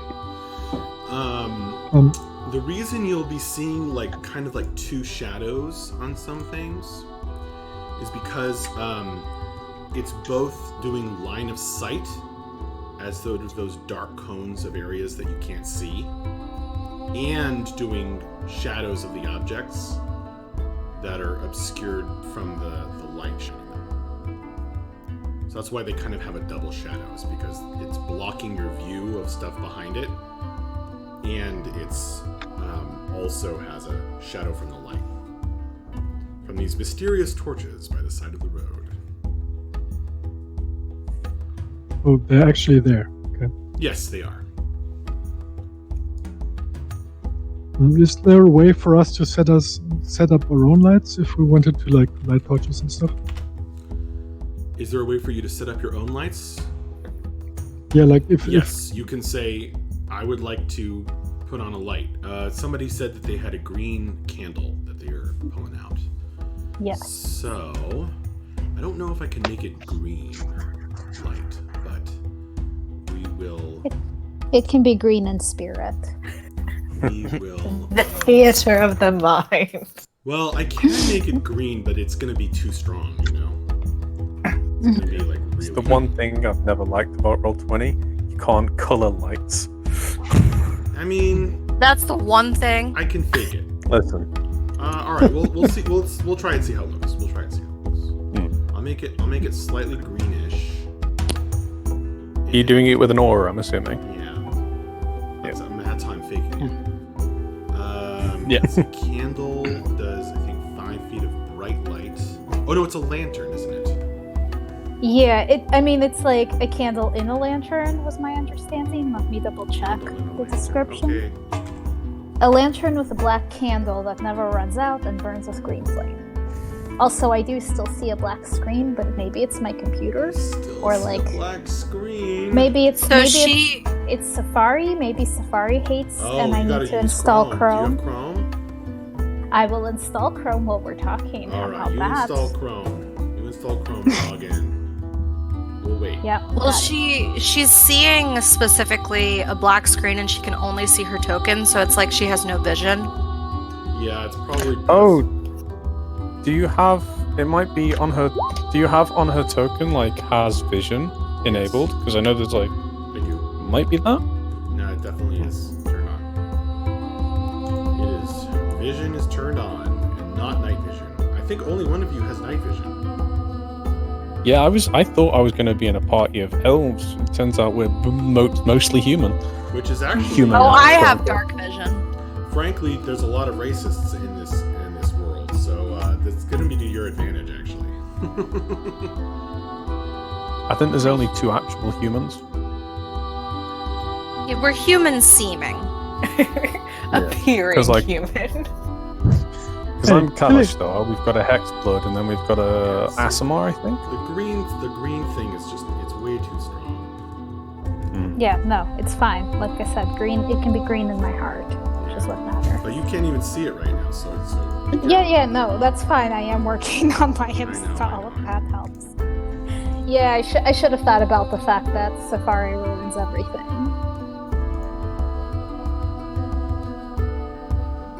And Mavs would have cast light at the tip of his pen as well if it was dark. That won't help with the fog, but it will help with the light. So how far can we see in that fog? Just as a Well, as you can see now, after the intense many atmospheres of pressure, you've kind of passed through that wall of fog, and it's thinned out a bit, but as you can see, still very foggy. The trees are like ghosts all around you here in the Svalich woods.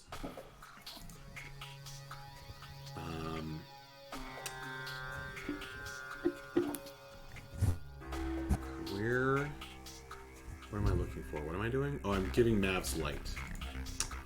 Okay, so light does 20 feet of bright.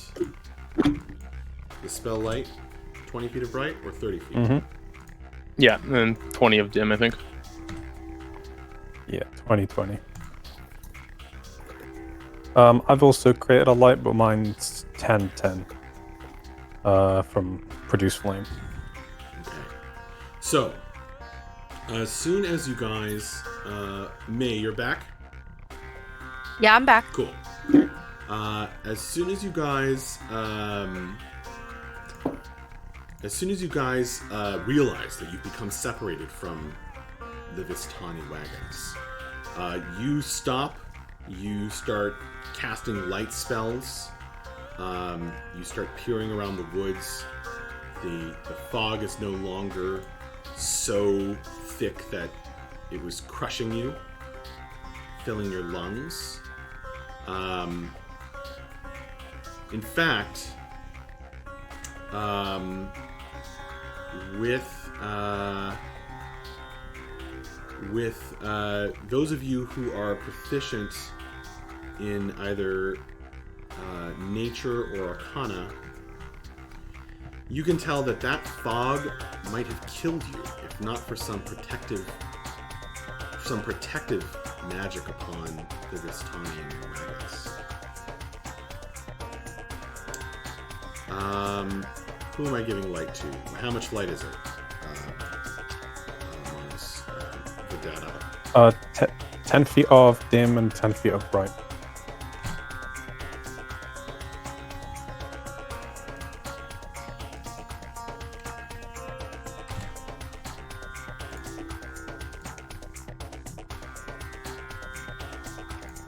Okay, I'm just adjusting the dynamic lighting because we're fancy here. Thank you kindly. There we go. Okay.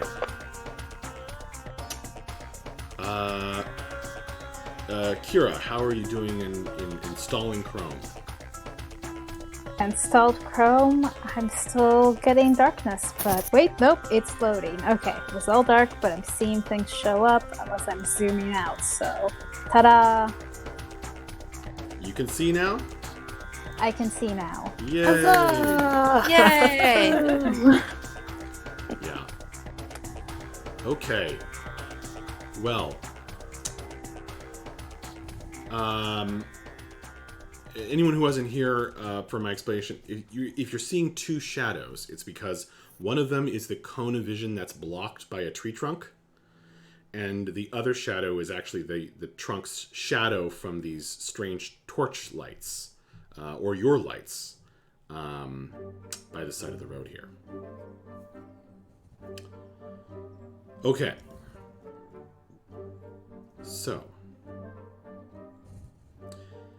You immediately stop now that you've realized you've been separated.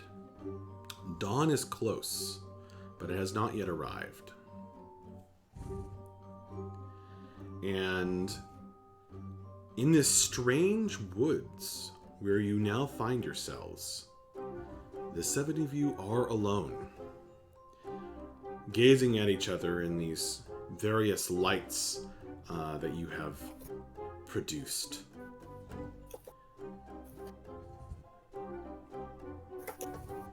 The eerie mist roiling, and so thick behind you, you actually feel fear when you look back at it and realize you came through that crushing fog. Alina will say in kind of a cheery tone, I think we made it here fine. And you hear kind of like a little bit of nerves in her voice as she kind of struggles to breathe in the mist. Should we head forward? Maybe forward? We've been tricked. No. They helped us, I think. Maybe. It's very They clear helped to us you that, get like, lost. yeah, he kind of nods at Dahlia as he says that, and it's very clear that Vidata is very angry. You can see he's kind of like gripping his staff with white knuckles. But he looks around at the party and says, "We can't go back through that mist. We have one direction, and that is forward. So let's keep going forward. And remind me next time I see Stanmere to help him get lost too."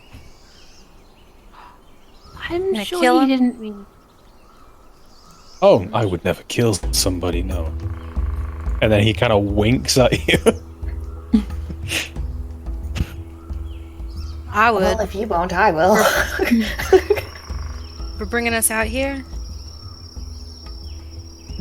Kata nods at the notion of going forward. And then he turns to Nova. How do we do this? At this point, interrupting whoever was about to talk, Yeah. there's a howl in the distant forest. Oh!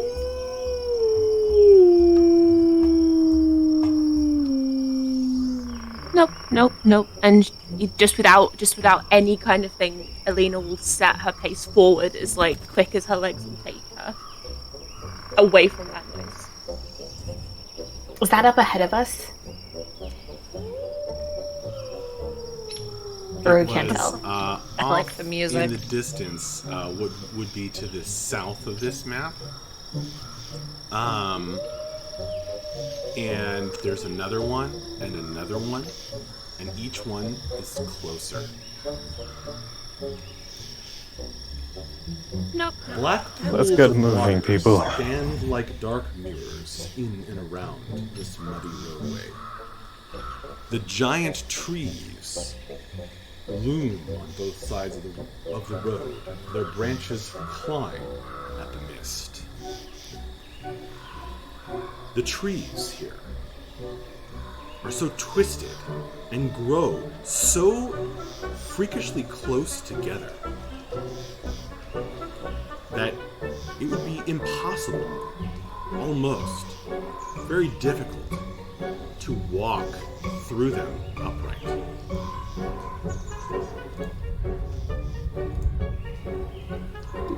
And there's even a crow outside my window.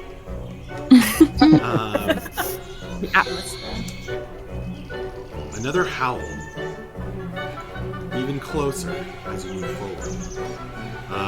The person with dark vision, if you're seeing some red stuff, some red light, I was actually able to color your dark vision, so you can actually tell what you're seeing with dark vision. Ooh. Back behind Matt's like, no. And I'm going to ask everyone to roll a perception roll. Don't let me interrupt your role playing, but I'm going to ask everyone to roll a perception. While we're kind of doing that, I think like I know Alina's kind of freaking out. Nova is definitely like probably one of the most heavily armored people here. So she would oh, that was a nice roll. So she would probably be like, maybe you should not be walking in front of everyone else. Yeah, she'll kind of hear the house, see the red lights, and then just kind of walk backwards and try and hide behind two most armored people. She'll be like, you go first, please. My love, please. Mav's just kind of muttering to himself, like, I'm going to find Madame Ava. It's the last thing I do. He's really upset that he didn't get brought straight to her. He was all excited to meet her. Mr. DM, with that very nice perception roll, I think just kind of like as a flavor thing, I think if anyone looks directly at Nova's eyes, her eyes might not be the same brown color that they were normally. She might have Stop moving some glowing amber.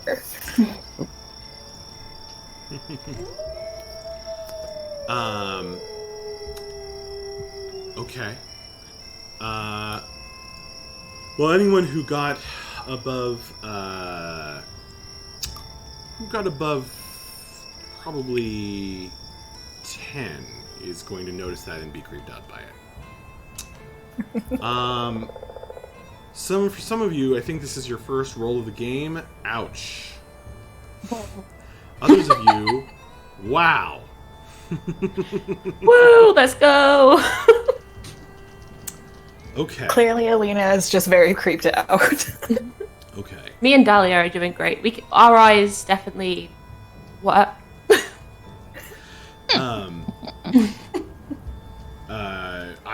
Those of you who are rules focused folks, I am well aware that there is no special bonus or penalty for rolling a natural 20 or a natural 1 on an ability roll. However, sometimes it's more fun if there is. So Totally, 100% agree with that.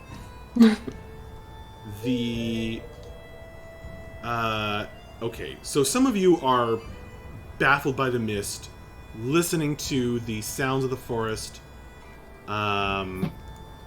You don't know what's going on. Kira and Vedetta, you hear the crunching of twigs and footsteps through the underbrush.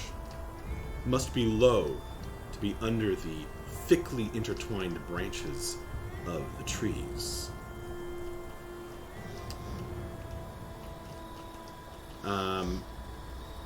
There is definitely more than one creature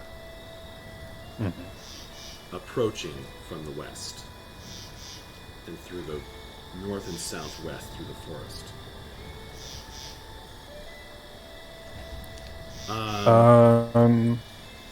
One sec. Sorry. Nova. With your natural 20 perception check,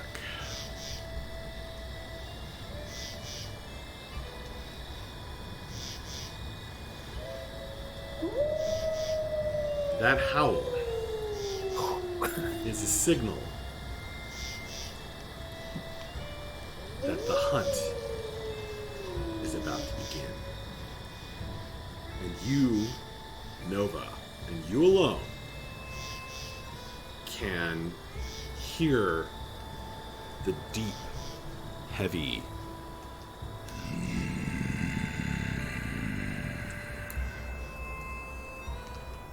of something bigger than the rest, out of sight through the mist, somewhat behind you in the woods.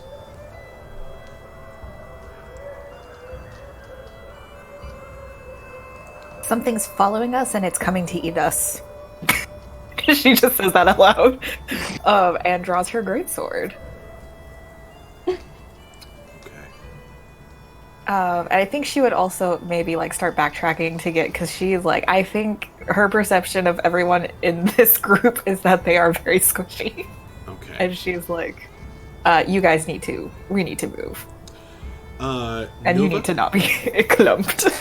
You step out of the pool of mist and water on the road there and crunch onto the difficult terrain by the side of the road. Guys, in the Svalich Woods, you will not be able to move through trees. You will, off of the road, will be difficult terrain. And I think most of the road will be normal terrain. For those of you who are new to the game, difficult terrain means it costs 2 squares of movement. You normally have 30 feet of movement. Every square is 5 feet. So it costs 10 feet of movement to move into a square that is considered difficult terrain. You can move through your allies, but they are considered difficult terrain, and you can't end you don't normally end your turn in an ally space because it gives you all kinds of disadvantages. Yeah. Sorry.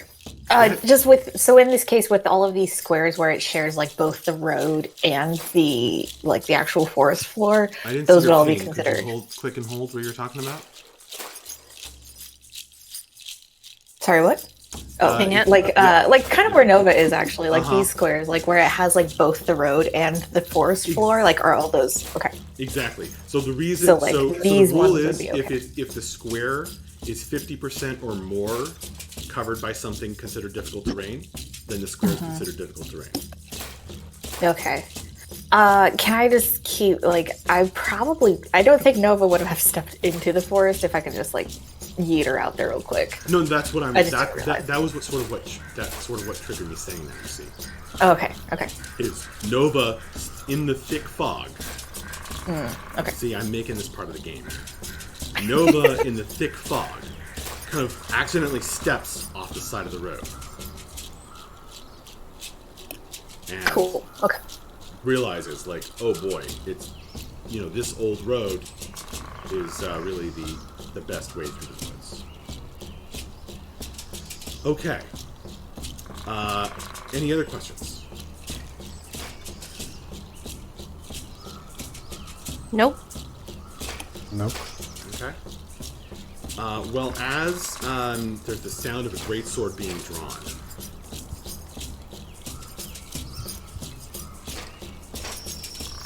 the wolves that have been waiting and running to you finally move in.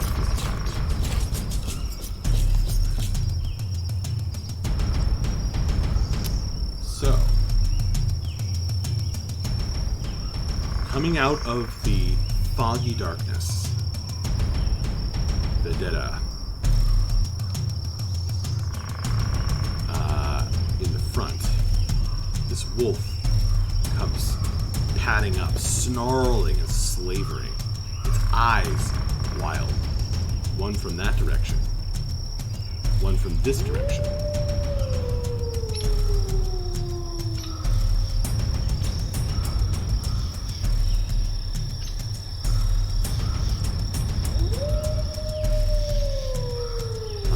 One comes this way, snarling toward the sound of the greatsword.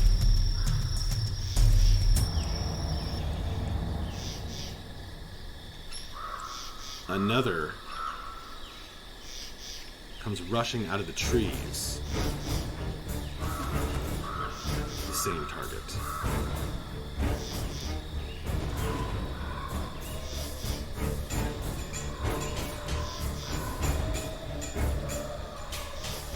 Snarling, growling, these wolves seem almost rabid, almost supernatural.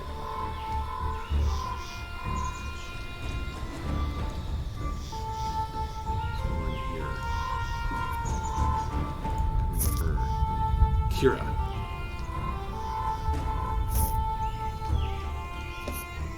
And the others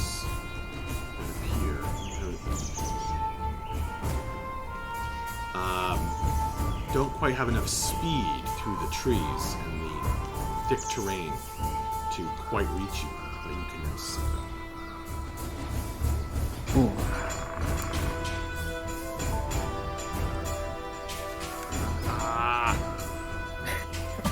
Struggling with something you guys can't see.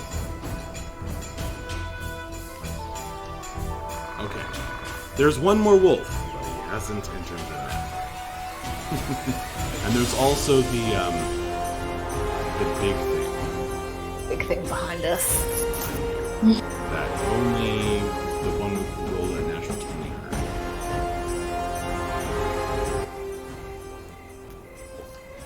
Alright. Hey, bug me about the music if it gets too loud, because when you create a new campaign and roll 20, it resets the volume on all of your songs. So they all have to be readjusted as they play. But we'll get it. Okay. The wolves move in. And guys, welcome to your first encounter in Curse of Strahd. It's not pulling any punches. So, to roll initiative and automatically add yourself to the turn order, you're going to need to select your token on the map. Then with your, assuming it works the same way with the shape sheet, you click in your character sheet on the initiative roll. But you have to have your token selected. And then if you click in your character sheet on the initiative roll, it'll automatically add you to the turn order tracker here.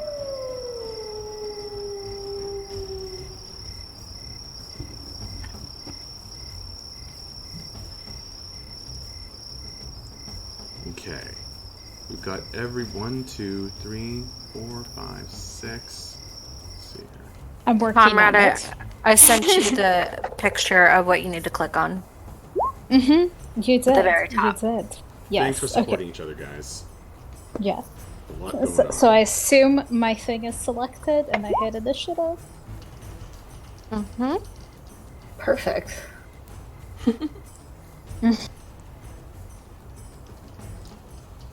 All right, we're all in initiative. Excellent. I'm just rolling for the wolves here. You did so good.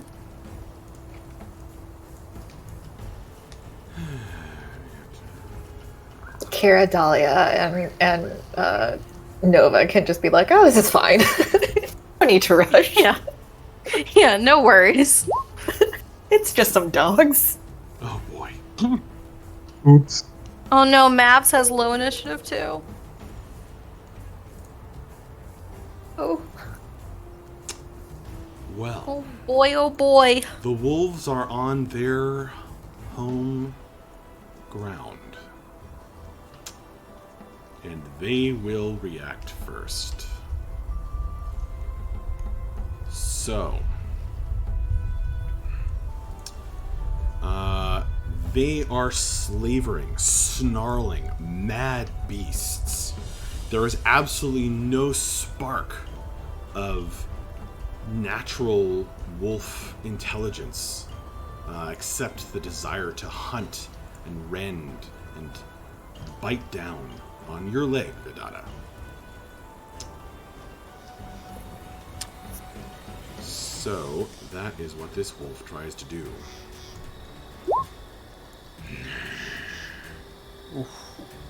The 17 to hit.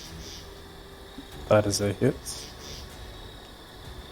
And 9 piercing damage. You need to make a strength saving throw, which you failed, and are immediately thrown to the ground where the wolf starts savaging you.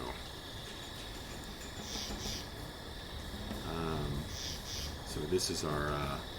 I'm going to put an icon on you to show that you are prone. That gives the other wolf an advantage to attack you.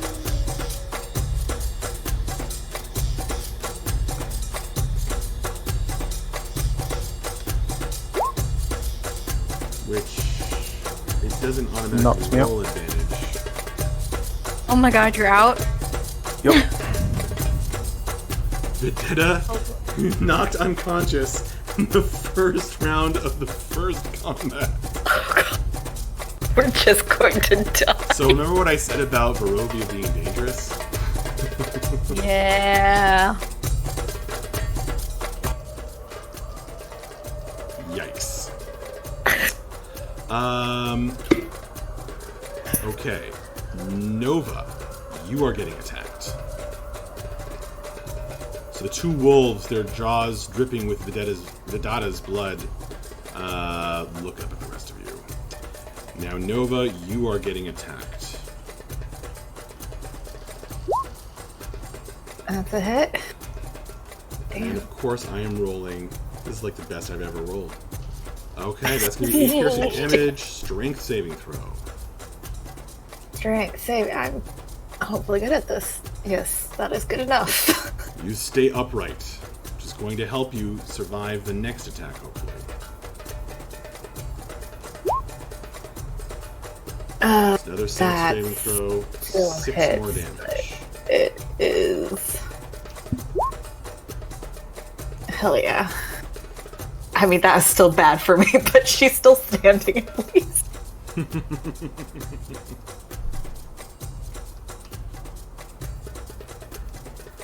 Okay. Nova, you stay upright, having been bitten twice by these horrifying wolves. Kira. The slavering jaws bite at you. This is my first low roll of the game. 7. Okay, what am I rolling? You don't have to roll. You don't roll anything. Kira, you jump up out of the way as the wolf's jaws go snap at the air where you were just standing. Well, I'm very weak, and I appreciate that. I guess thank the dice. Thank roll 20. That leaves us with the end of the wolf's turn. Alina, you are up. And Vidata, you are going to have to roll on deck. as she sees him go down, she will kind of launch herself into Mav's space with her hand outreach as you see like this beam of light projecting onto him, and she will use her class ability of Waning Moon to give a creature I see temporary hit points. Will that bring him back and stop him from having to make death saves? This. Boy, that's a really good question. You do you have to? What's the range of that? Oh, look at that. 30 feet. So I could go into Mav's space and then leave it at the end of his turn. Because I'm 30 feet away from him right now.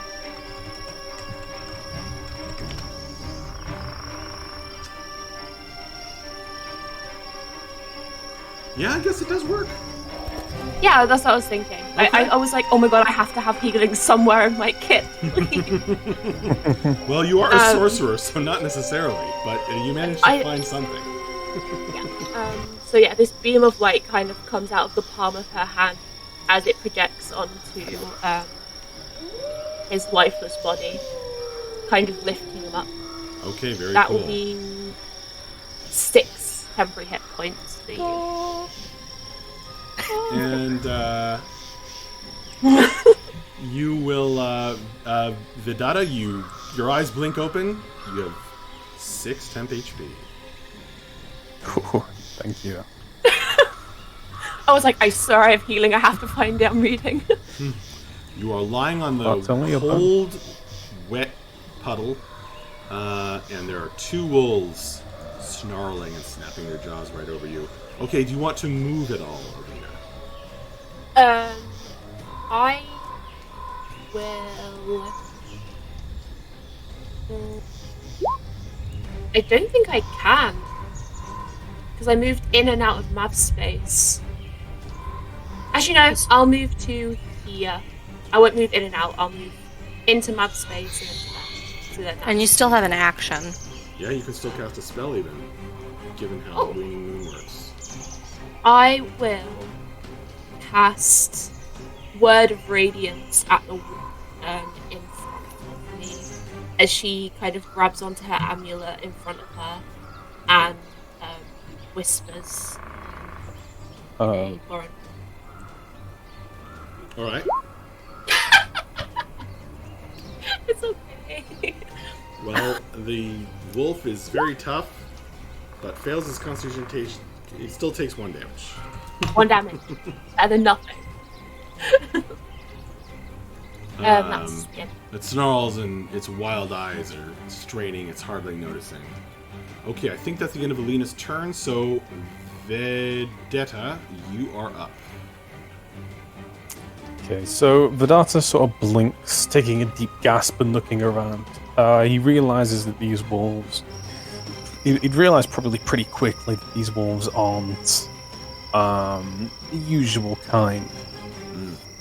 And he essentially just kind of like spins his staff and points it towards the 2 wolves in front of him.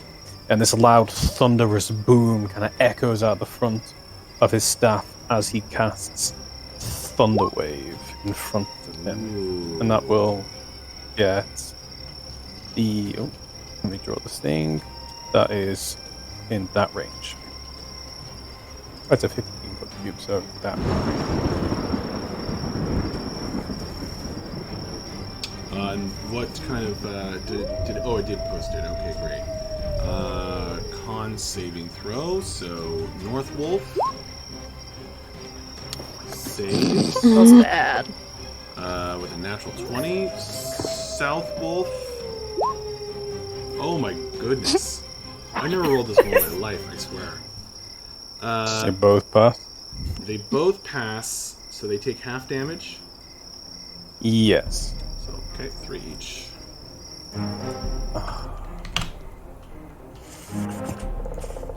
Right, let me think for a moment. Okay. So... Do you want to stand up? Yeah, I'm just thinking about my options here. When you do stand up, can you click click your token for me and remove the icon. So he'll like bring himself slowly to his feet, and then he takes a deep breath. You see he looks around at the wolves, and as they're snarling at him, he begins to sort of growl back, and he lowers his head slowly, and as a bonus action to end my turn, I will wild shape into a wolf. Very cool. Essentially healing myself for 11 hit points. Yeah, because druids are broken. Very cool. So now you're a wolf. I've got the stats in front of me. Yeah. So we just have wolves and more wolves. So I guess I'll bring out another wolf and give you control of it. If the game will let me do that. I know it will let me, but it's just being difficult.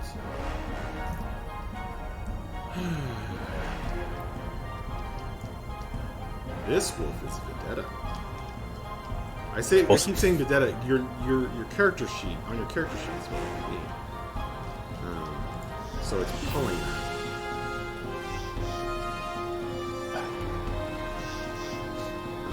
that. But yeah, that'll be my turn.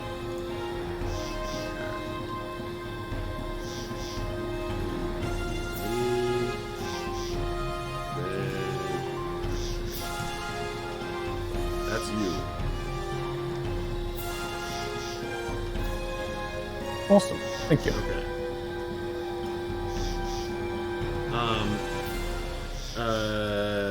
Alina, do you have sorcerer points? Yes, I took the sorcery point. With your, if you agree, I'm going to say that I'm going to make it cost a sorcerer point for your 10th HP thing to work that way, because you're a sorcerer and you can change spells and alter them and make them work differently.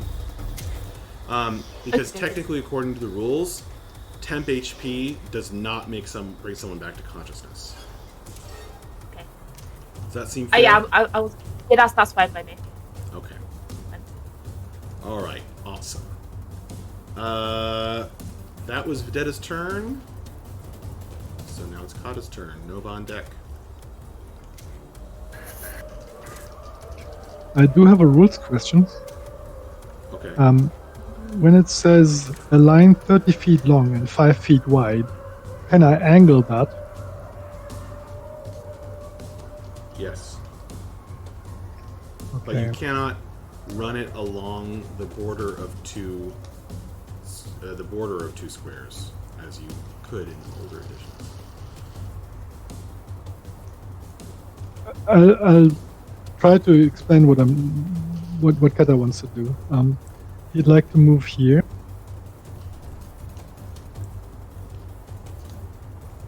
How do I make it ping? Yeah. So select your token and click and drag, and right click, and you can and as you right click, you can actually add waypoints to show the spaces you're going through. So this would be where he would move, I think. Can you all see that?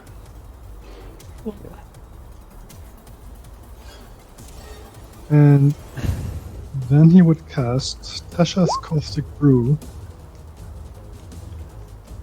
Trying to hit the 3 wolves that are west of him.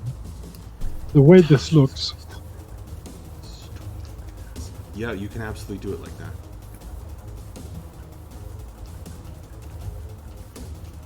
Maybe he has to move like closer to the first one. I don't know. That'll work. That'll totally work. I highly recommend changing your ruler tool. If you mouse over the ruler tool on the left, you can set it to snap to corner. It generally works a lot better with the rules if you have it snap to corner instead of snap to center. But so there you go. You can shoot it along there. Looks like it's going to work just fine. Okay, so what happens is that Kata is like, no, and then he yells in the voice of of a brash young lady. Strud up safety, pulls from his pack a metal cylinder, attaches it to the front of the crossbow he's been clutching, and he shoots the crossbow into that cylinder, and it makes like a clocking noise, and then suddenly there's this squirt of greenish stuff coming out of the front. Those wolves take a nasty hit of acid. It burns away their fur, smoking and showing raw flesh underneath. They yelp and howl, and though wolves would normally run away from such horrifying damage, these do not, but come forward all the more ravenously. A tremendous amount of damage, Kata. The thing is, it keeps going unless they try to use. They have to use an action to make the damage stop. It will keep damaging while I concentrate. Okay. So they don't take the damage yet?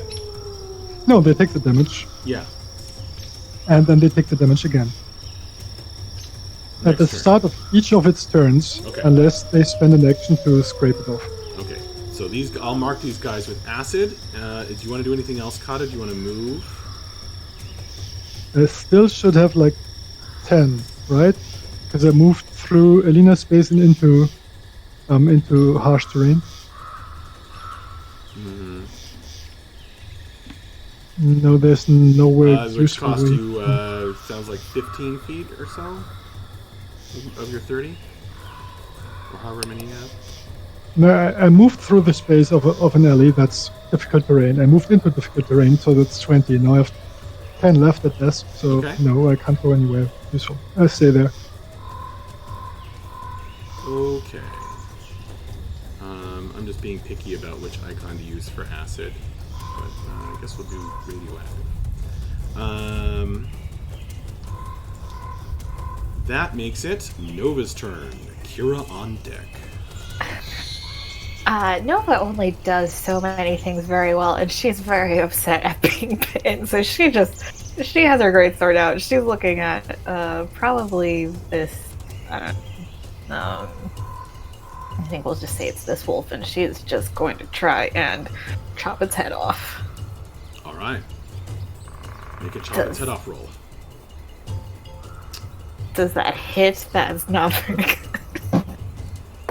Unfortunately, the wolves are moving with this frenetic movement and quite unpredictable. The greatsword hits at an angle and glances off of its thick hide of fur.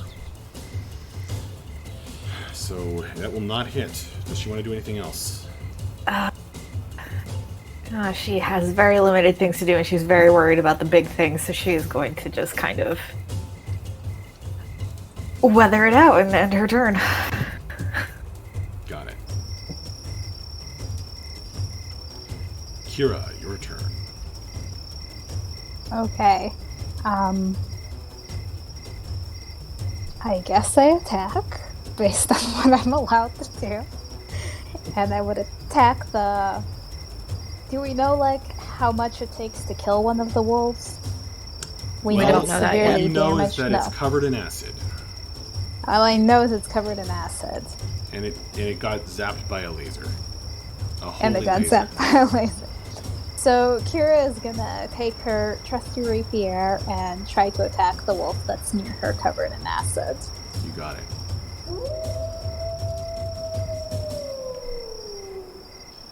Okay, you will also miss. Track.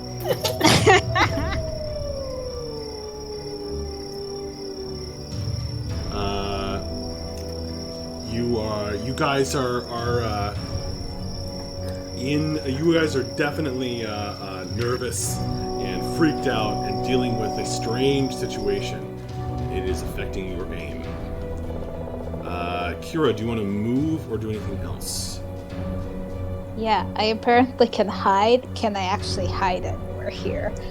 What's the likelihood? You can hide in the mist, yes, and the darkness, yes, but you are in close combat with a wolf, So unless you leave that area, you really can't hide. And if you leave that area, it'll kind of give him an opening in combat to get a free attack on you. Okay. So do I run away? I feel like I'm squishy. May help. So when you're that close, he said you'll take 2 attack of opportunities. I would bonus action disengage because she is a rogue. Does she have that ability yet? I do. Let me according to my thing. But... Well, if your sheet says you can cunning action, yeah. Yeah, you have cunning action. Very nice. So yes, you can disengage as your bonus action because you get an action, a bonus action, and your move in return. So you can use a bonus action to take a disengage, which means that you're going to be able to take no attacks of opportunity as you use your move for this space. So I disengage. And now I can move, and the wolf can't attack me as I run away. Yeah. So to be super specific about it, you're going to want to go this way. And then probably either out here or through Mavs. I mean, it all feels like a bad choice. Well, you disengaged, so... Yeah. Right. Yes, can I move to there, or is that's way too many moves? Because hold click on where you're pointing. I can definitely. It's okay. We're gonna kind of move. I think Q will also, if you drag your character, if you click and drag your character and you press Q as you're doing it, you see what I'm doing? That? You guys don't see it? No? It's a yellow line that I saw. You have to release it so we can see it. Okay, 1 second. Okay, so I can for example move you like this. Yeah.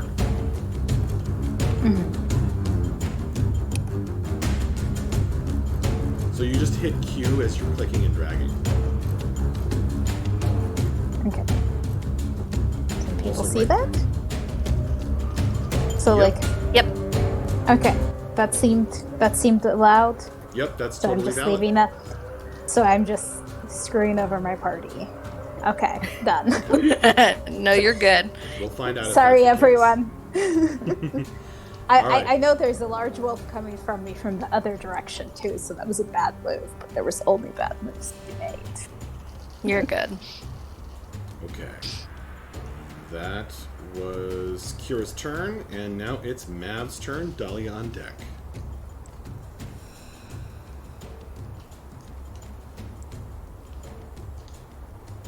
Okay.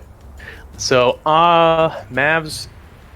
Let's see. So there's nobody else in front anymore. So, Mavs is going to cast Sanctuary. And cast that on... Who am I casting it on? Rin here. Bring it in.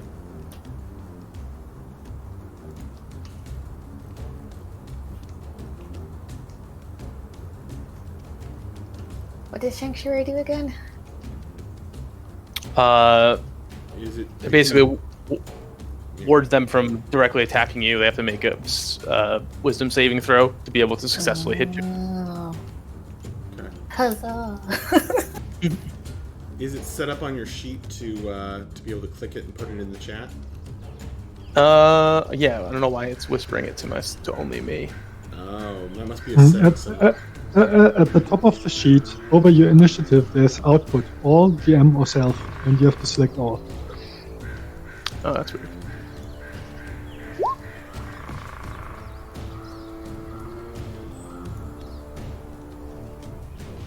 Oh, perfect. Okay. Cool. So who got Sanctuary? Nova, right? Yeah, Nova's gonna get sanctuary because Mav sees her in the most dire need because he just saw Vidana change into get a thing cast on him, and then he changed into a wolf, and he looks pretty healthy. So he decided that Nova looked like she needed the most help, so he cast sanctuary on her. Okay, we're gonna use the bolt shield icon. So sanctuary on Nova, very cool. All right, anything else, Mavs? Thank you. That I think that'll be it. It's gonna stay a little bit further back to avoid getting turned into turtle soup.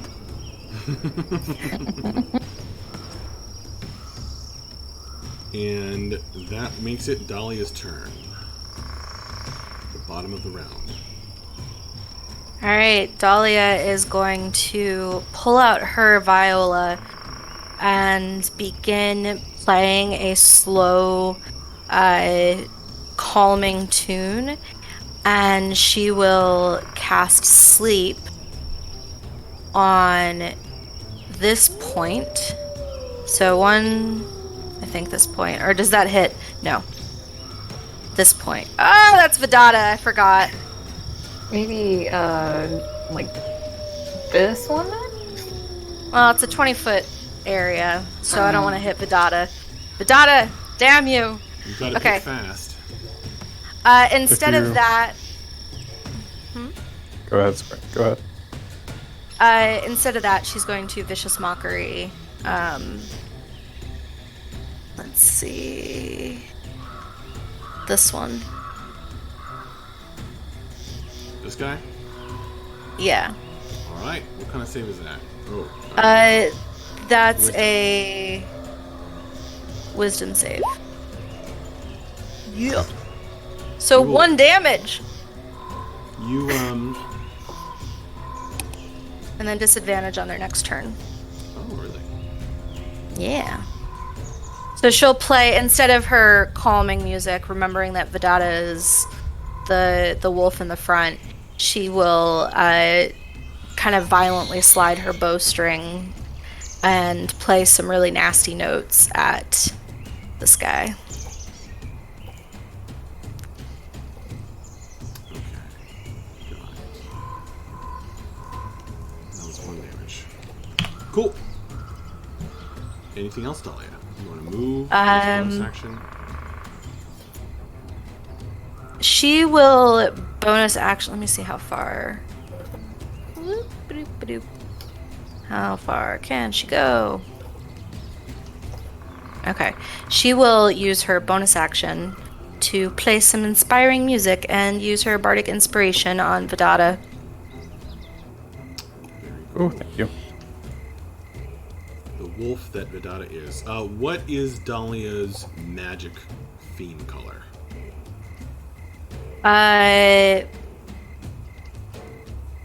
Like, I don't know.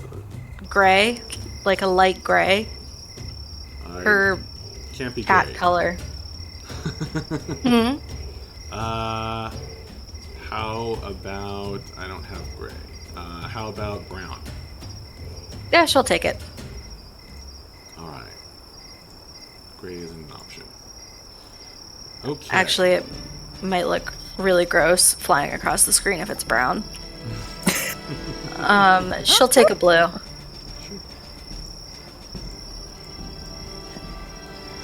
Okay. All right. Is she moving at all? No, that's the end of her turn. Okay. Well, as the wolves start their turn, Kata, on rereading that spell, it looks like the save is to avoid getting covered in acid, but the damage occurs at the top of their turn. So that damage actually happens now. Unless they use the action to roll around or something. I don't know. What does it happen at the start or the end of their turns? Start. At the Yeah, at the start. So they're taking the damage, and then it'll happen again next turn, unless they currently spend their action rolling around. Which, let's see. Which these wolves will actually, they'll do that. That's a very wolfy thing to do. Roll around on the ground to get off the acid. That seems right in line with what they would do. So, they roll around the ground to remove the acid. However, that will provoke an attack of opportunity from Vendetta for one of those wolves. Yeah, I'll take that. So a wolf has a +4 modifier. Okay. Okay. So he uses his reaction to make an attack of opportunity. That's a miss, unfortunately. Actually, you have advantage because he's on the ground. Yeah, I was going to ask if they're prone, do I get advantage? So let's try this again. Oh well, I'm gonna use the bardic inspiration to make that a 15. Wow! Using the bardic inspiration. Yeah. Well, how much damage is it as you bite? Do you need me to roll that for you? is 10 damage. Yes, indeed. Okay. Whoops. Wrong wolf. Wait, that's me. No. One wolf bites another, and it is torn open, yipping and yowling in a bloody display. Vendetta, you taste blood on your wolf's tongue. Let's see. Now, Vendetta is getting attacked.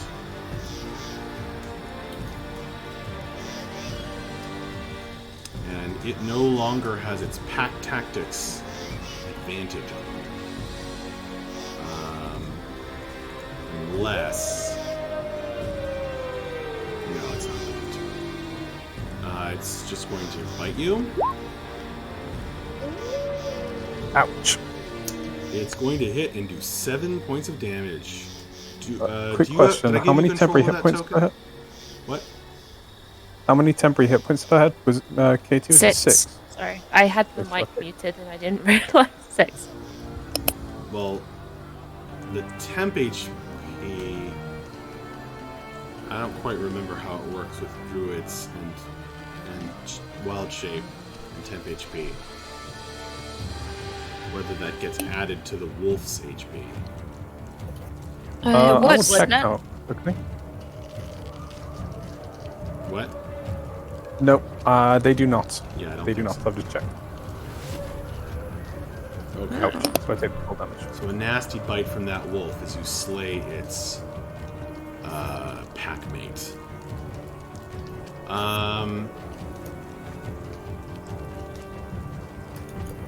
Okay.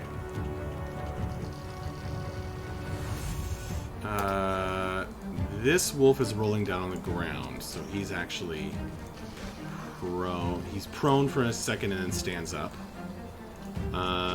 Same for this wolf. But they are heavily damaged by the acid that caught a shot at them. Nova is still fighting 2 wolves, but she has some protection.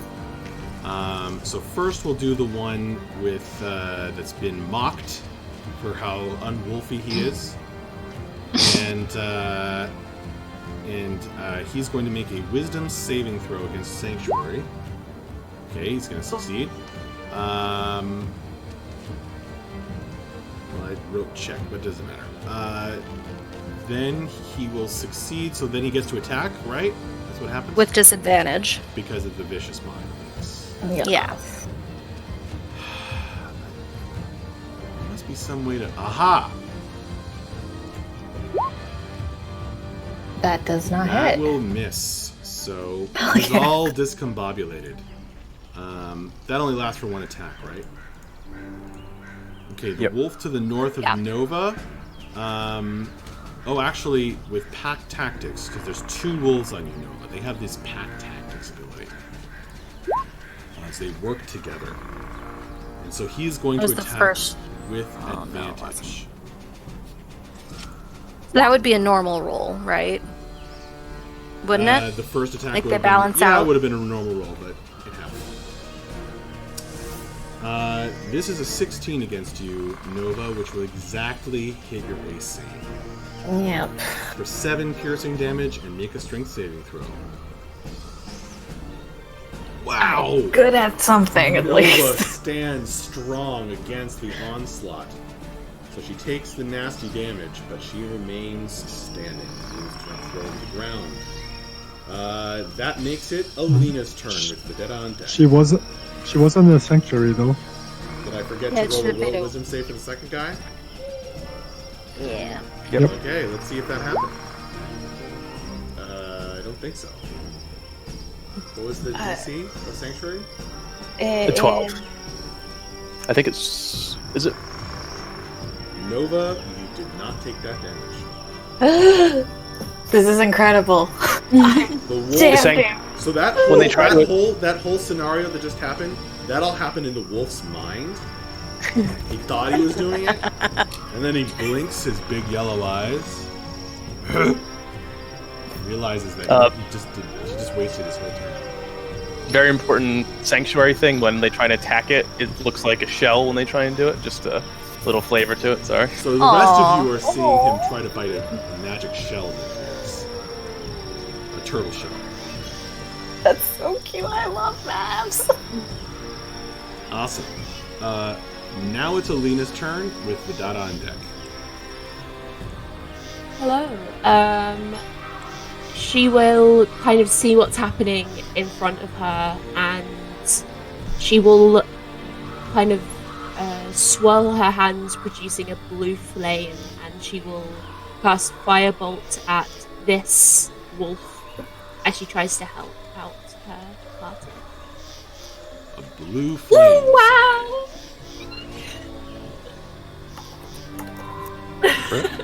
I'm very renowned for not rolling over a 10, so I'm doing well. Alina throws a blue firebolt. Where's Alina? There she is. Which wolf was it? This one, the one that's... Foosh! And you will hit and do 5 fire damage to you.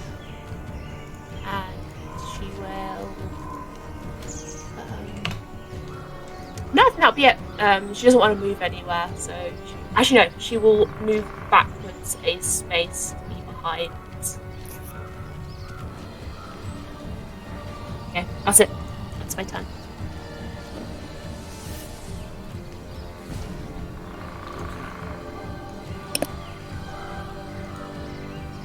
Vidata, are you prone? I am currently prone, yes. It's your turn. Sorry, I'm just looking at my sheet. The wolf, who has a fire above his head, because I forgot I cast Produce Flame, and that stays up, will climb to his feet. The blood from the other wolf kind of dripping from his mouth, and he takes a very offensive stance, and he will just pounce at the wolf next to him, and just attempt to rip its face off. 1d20 plus 4. Let's see, please. 8, 10, right, okay. Do I declare the dark gift now? Because I'm gonna do it. I'm gonna do a corruption. Ah, yes! Corruption. Yep, you can absolutely do it now. Oh, I hate my life. The first corruption of the game, and it's a 1 on a d6. Sheesh. The game really did not want you to hit that attack. You really didn't, did it? So, but congratulations, you guys. The first corruption. So, Vidata, you spend a moment and you bargain. You bargain with the dark powers and take on a point of corruption. You need to make this attack. But it just doesn't happen in time. And your jaws snap just short of the other wolf's snout. Do you have any movement or anything else you want to do? I'm just looking at the map currently. Okay, I'm gonna move to here.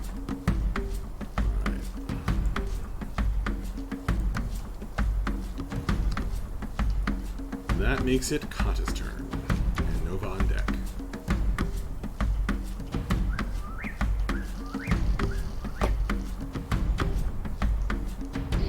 Kata will ratchet the crossbow and take a shot at the wolf that is stuck between the wolf that is actually one of his friends and Nova. And I still haven't figured out how to. I'm sorry, hang on a second. Exactly that one. Vedetta, you provoked attack opportunity. Oh yes. Which was a 1. Okay, continue, Kata. He will shoot the one that is stuck between two people. Okay.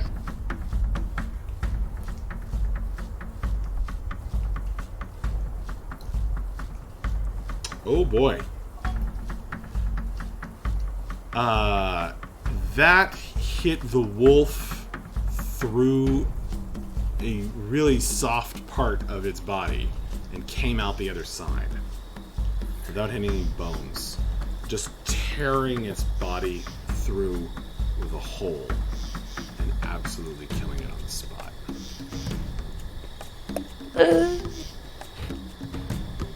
Anything else you want to do? I'm fuzzy on how equipping weapons works. Donning a shield takes probably longer, right? Basically the way it works is you can get one item interaction per turn. So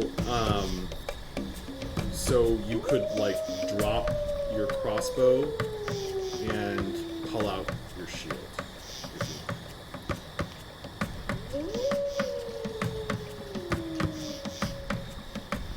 Then that is actually what Kata does, and he moves up into the space of the next to the wolf that was rolling around on the floor.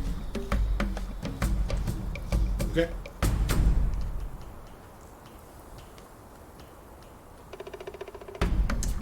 And with that, it will be Nova's turn. Kira on deck. Cool.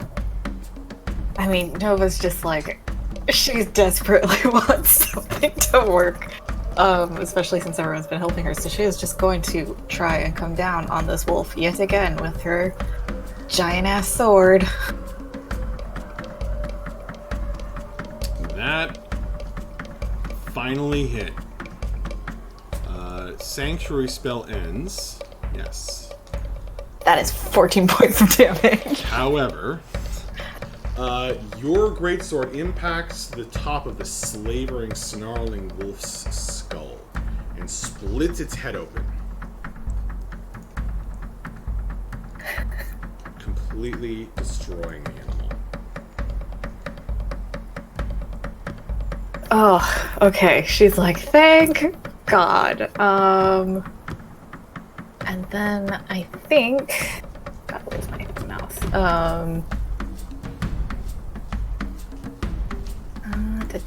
She is a little worried. I think she'd probably just pop down here. Not quite getting in the middle of these wolves, but just kind of being a little more in a, like, putting herself between her and the rest of the team. So she'll still end it here. Okay. At this moment,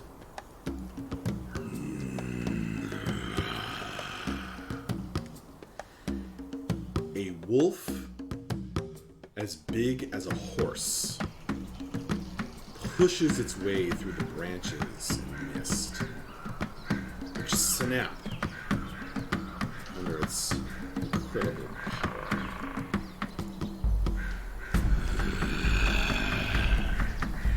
It has these bony protrusions coming out of its fur coat and a long drip of saliva oozes out of the side of its gigantic snarling fang. lungs.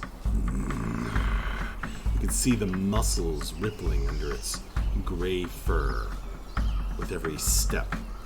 It has this incredibly dangerous look to it. A gigantic wolf has appeared. Back of the path. Okay. Kira's turn. Okay, Kira's gonna pull out her trusty crossbow, and she is going to attempt to shoot this wolf. Okay. You have Assuming several people can friends see between you and that wolf. Do I have to move first? You probably want to move first, yeah. Okay. So then, I think I can move to here. I still have friends between me, so I can't. So I have to have like clear line of sight. You can shoot the wolf from there, but you'll have disadvantage. Okay. I'm gonna put myself back to where I was standing for a moment. Would it be clear line of sight if she were in this score? No. I mean, I could move to... Let's see. Does this show for people? I don't actually know what you see. Well, we're not seeing anything at the moment, but... okay, so here, what if I move to this square? Then you should be pretty good. The music's quite loud, by the way. Oh, thank you. Okay. You can turn it down on your end. So then I want to shoot... No, it's just... Yeah, I want to shoot the further wolf to try to prevent attack forming up again easily. Then I hit my hand to crossbow. That did something, I hope. Yeah. Wow. Yeah, you put an arrow through that wolf's cranium. It's this wolf? Yeah. He's been burned by acid, he's been shot by a bolt, and he goes right down in a heap. Alright. On the side of the road. You hunted him back. Do you have any more movement or anything else you want to do? I mean, I think I could hide, but I don't really understand what that means. If you bonus action hide, then your next attack is going to be at advantage. Then I'm gonna bonus action hide. Alright, you'll try to hide. Go for it. I'll try to hide. What do I do to do that? Click on stealth. Sorry. Nope. Sorry. No. Yeah. I prefer that you guys can answer. Yeah. I got this. The little scrolling.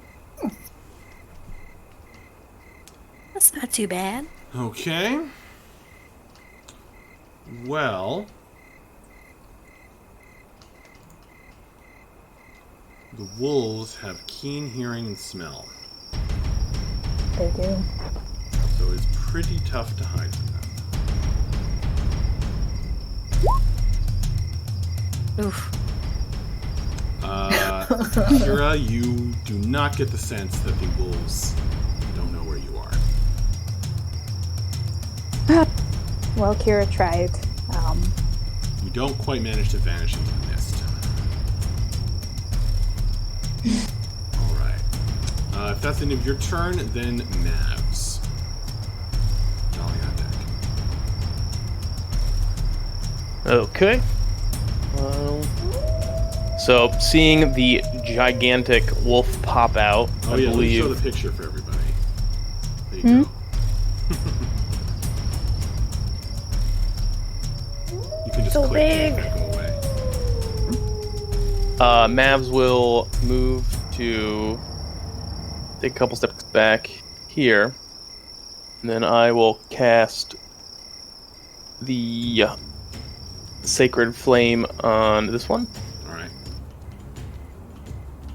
And bring it. Make sure I'm sending it to everybody.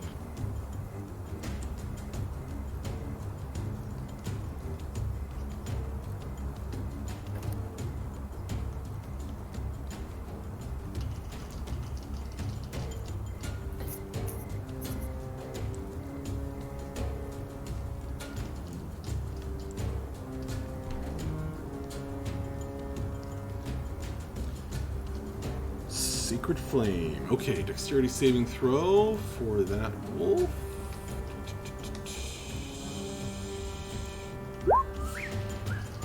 Fail. Nice. Takes 5 radiant damage, and he is lasered to death. Zap.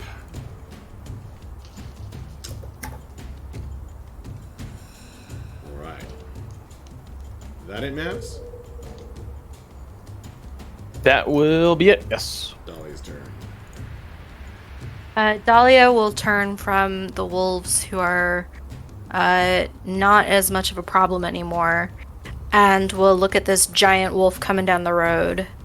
And she will step forward for a moment, with a really hard look in her eye, and will play a haunting note as she digs so deep into the strings that her fingers begin to bleed a little bit, and she casts Bane. Wow. So I need a charisma save. How charming. How charming is the wolf? Do tell us. Well, he might be the leader of a pack. You don't know. He might have charisma. Where's my nasty direwolf stats?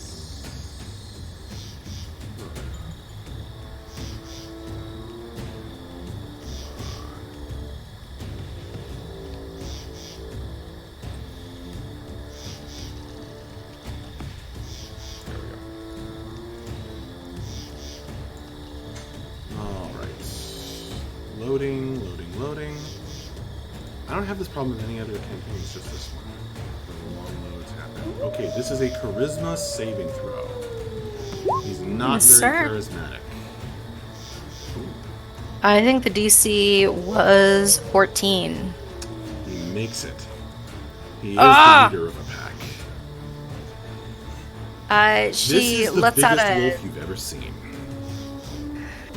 she lets out an angry noise and retreats into the brush. Okay. And ends her turn. She will bardically inspire Vidata again, because he's still looking pretty bad. There you go, Vidata. Another one to burn. Okay.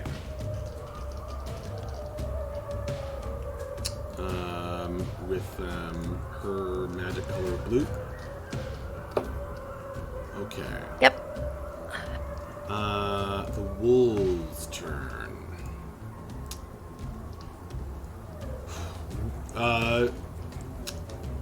Vidata, this is definitely normal wolves would have run away long ago. You, the druid, know this. Last of his pack. He continues coming forward, snapping his jaws at this other strange wolf that you are. He has no advantage or disadvantage on this attack, but he gets a natural 20. Oh no! Oh my god. Yeah. These wolves have done so much crit That damage. is almost an insta-kill on you. Wait. Wait, this is Vidata, right? Doesn't he just snap right back into being human? Yeah, but his human form has no HP, right? I'm dead. I'm Oh. outright dead. No, please. It's first session. Come on. No. But it is Strahd. Wait, am I? Am I? No, you should be at Oh. 1 HP. No, I'm not. You should be Yeah, at no, 1. I'm good. Would his Whew. human form still have the So- temporary HP so still? one more damage, guys. If his wolf form had taken 1 more damage, Vidata would be dead now. Oh, God. Dead. This is it. However, he is just unconscious and bleeding. Bleeding out. So does she not get the? I kind of I don't understand temporary hit points, but my understanding was like his human form still got those hit points. What hit points? Temporary hit points from. Yeah, but it adds to the top end. I let her use a sorcery point to bring him back to consciousness with that ability. Okay. Okay. I see. Interesting. Well, don't die. What he Yeah, needs stop is that. healing. He needs healing.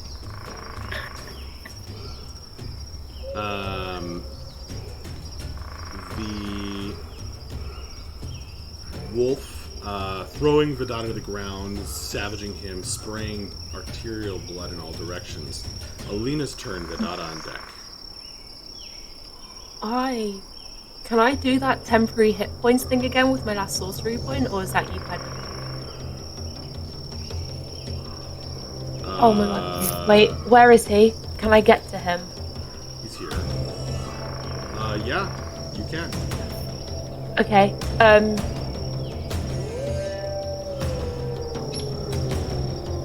Okay. I'm gonna. She will run over to him again, kind of sighing and going, "I swear to God, if you die on me," and she will get to him. I'll be in the wall space, and she will use healing hand. As an action, you can touch a creature and cause it to regain 2 hit points. 2 hit points.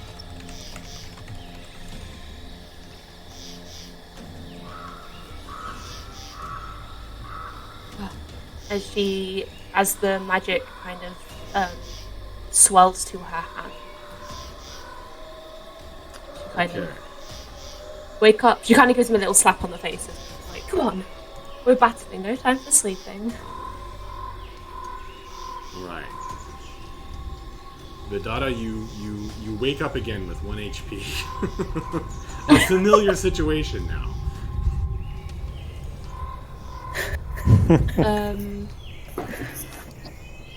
And she will kind of I can't do anything. Oh, wait. And as he is on the floor, a familiar magic will come over her. It's kind of more faded as she... Actually, wait. No, I can't do that. It's a reaction spell. Never mind, it's not a bonus action.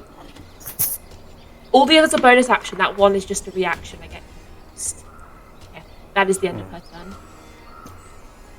Okay.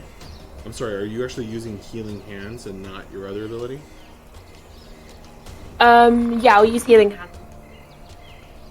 Well, or should I use the other one? okay. Actually, you don't need to use a sorcery point if you just use healing hands. Yeah, I'll use healing hands. Save Got sorcery it. Okay, point. so he wakes up with 2 HP. Okay, got it. Yes. Okay, very cool. So now it's Vidata's turn. Vidata will pull himself to his feet. Very, very annoyed. He still has that flame burning on top of his staff. As he looks around, bite marks all over his legs and probably his torso area as well. Kind of grips his staff in his hands. You watch as the staff kind of becomes thicker as he channels magic through it. And then he looks at the wolf and just lets out a shout and swings. And he casts Shillelagh. That's what that staff thing was. And smacks the wolf with his staff. That's amazing. Like a batter.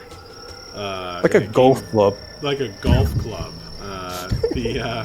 The wolf is struck by this staff and goes flying. With a yelp, it goes down. And Vidata's like stumbling slightly, and he just goes, "And stay down." Not his turn.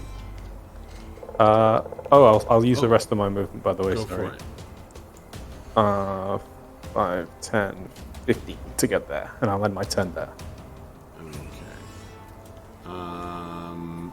You can't because... Oh, no, you can. Well, no, you've got some difficult terrain to go through. So this is difficult terrain, and Mavs is difficult terrain. Oh, Oh wait. Where are you in front of Alina? Yes, I'll be here. Sorry. Okay. No problem. Kata's turn.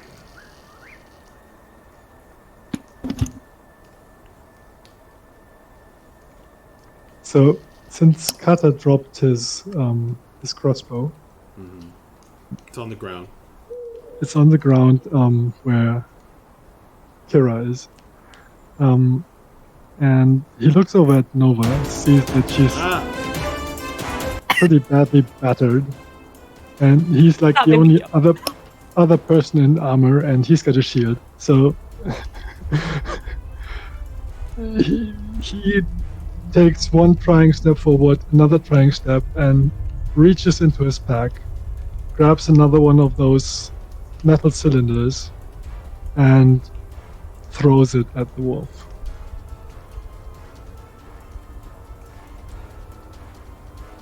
Okay.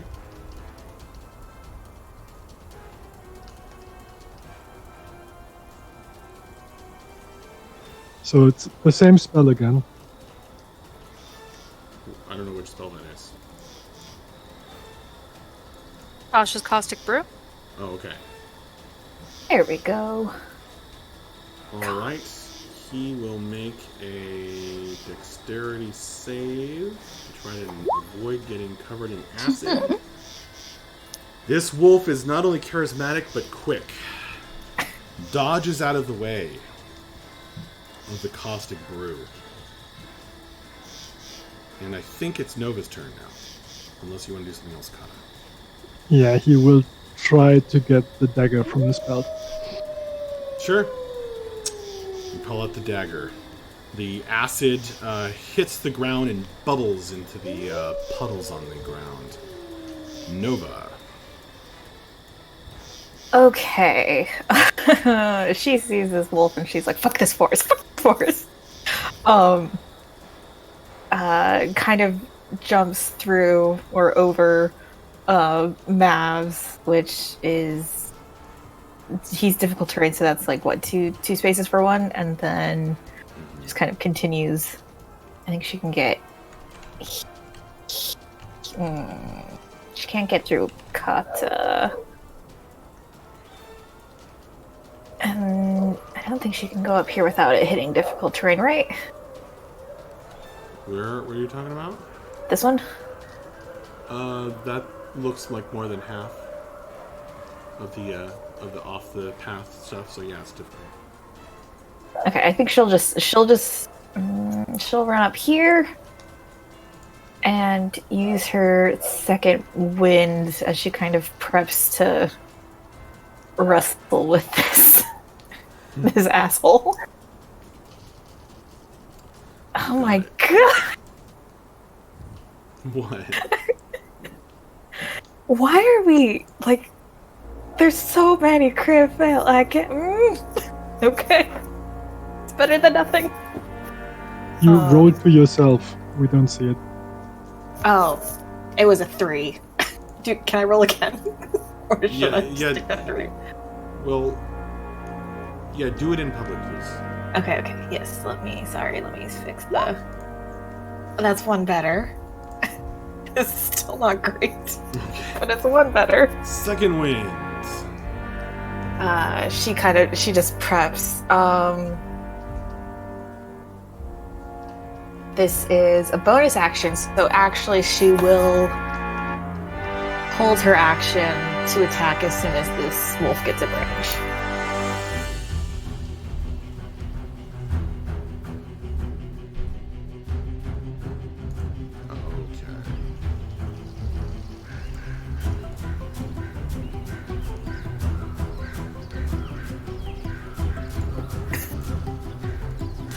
When you're ready, can you mark that on your token by selecting the token and putting on the 3 blades icon? Let me... Oh, there's so many icons. This one, right? Is that one? Yeah. Alright. Cool. Yes. Okay. Very brave of the two of you to step forward.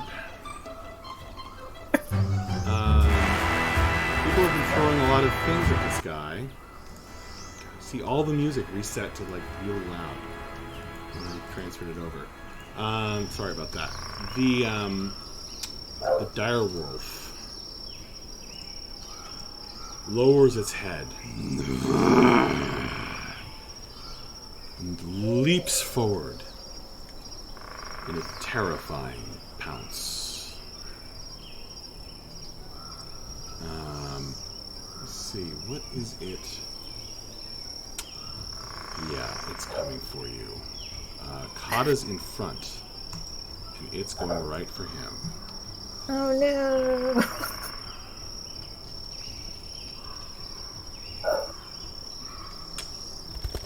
Okay.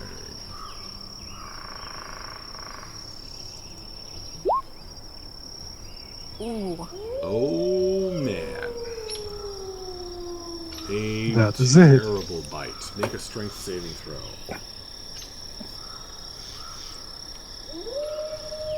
You can do it.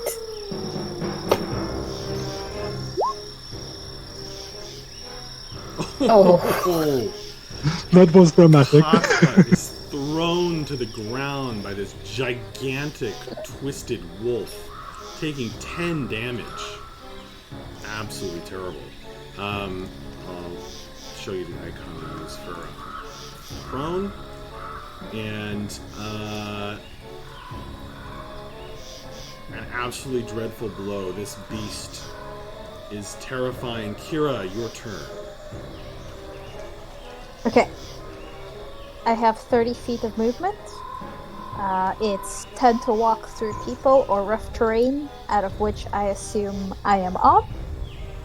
Is the road just like the middle bit? It's difficult to move into a space. That's difficult, not to move out. Okay. I don't know what. You don't Does understand? a prone person count as difficult terrain? What?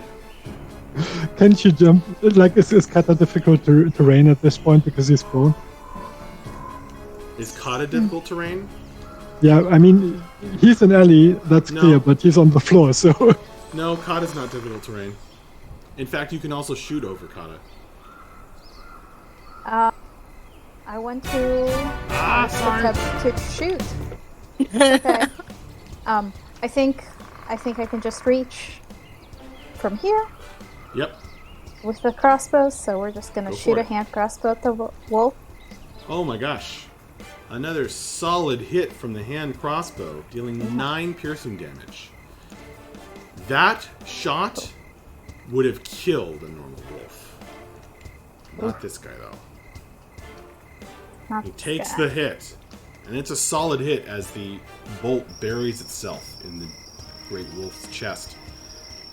But he does not go down. As the first blood is drawn from this guy.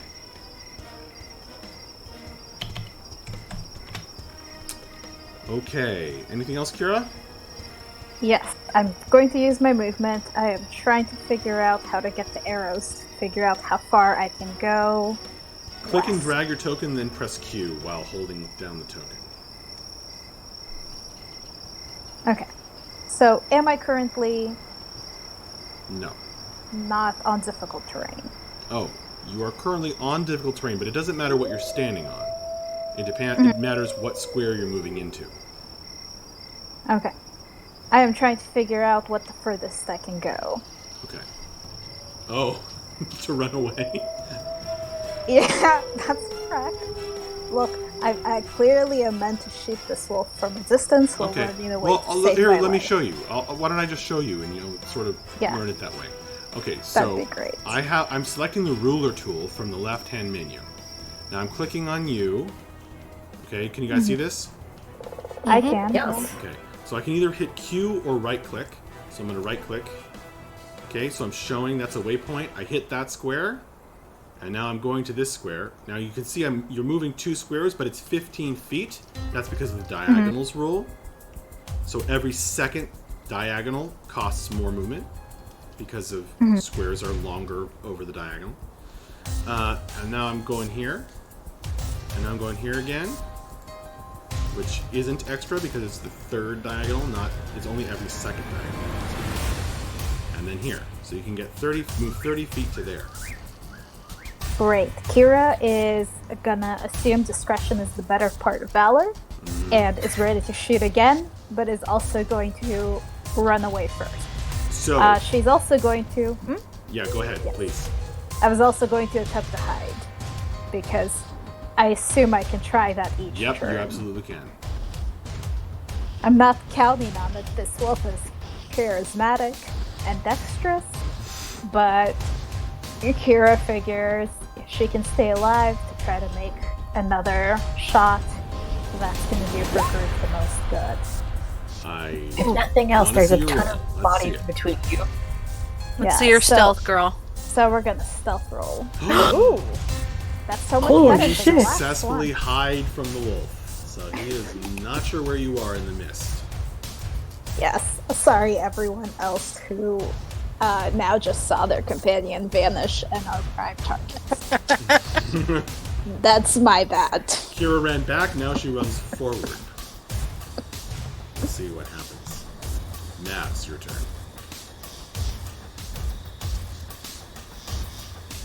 Okay. Mavs is gonna kind of survey the thing, and he's gonna, I guess, I'm trying to see how worse for wear Kata is, or who's worse off, Kata or Vidata. Well, Vidata has been barely revived several times. Kata is next to the biggest wolf you've ever seen. Okay, so Mavs is going to see that both of them are in pretty dire straits, and I'm going to cast Channel Divinity, Preserve Life, and I'm going to split it between the two of them.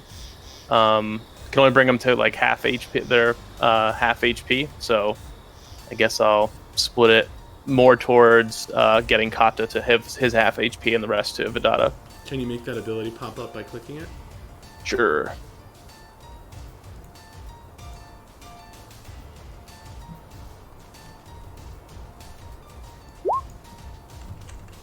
Yeah, 5 each is probably what I was going for.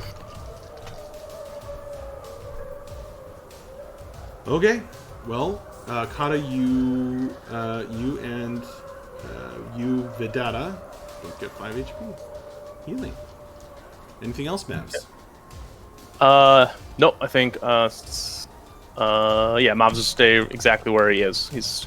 Feels like he's at a good distance for a cleric right now. Okay. Dahlia, your turn.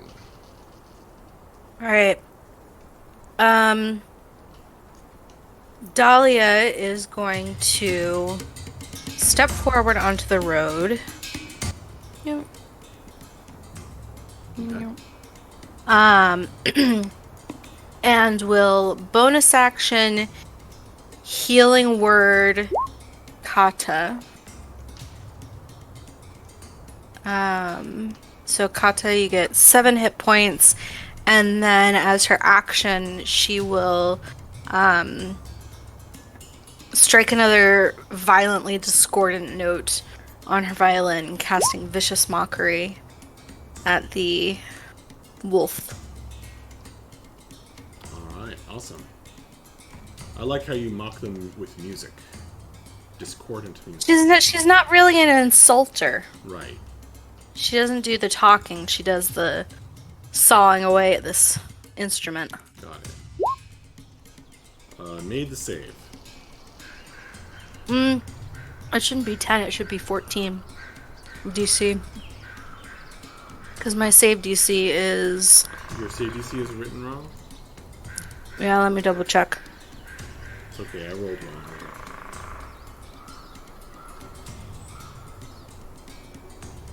Okay, well, he'll fail. And There it is, it's a 24 14. damage.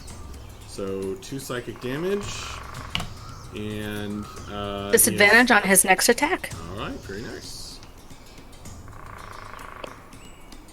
However... And that is the end of her turn. Okay.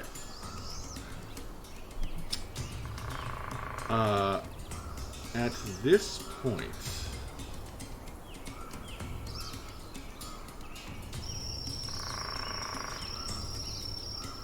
the tremendous, dark, gray wolf suddenly changes its demeanor. Out of nowhere, it stops its unstoppable onslaught. And it seems to sniff the air, its eyes widening. And it whines.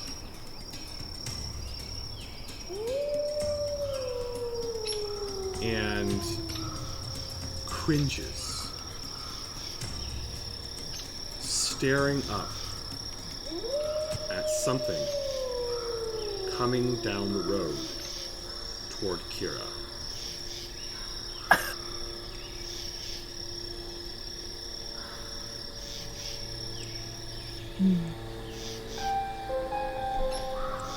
It's a rider. You can hear the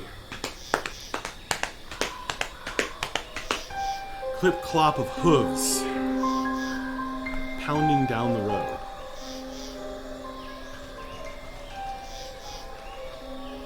And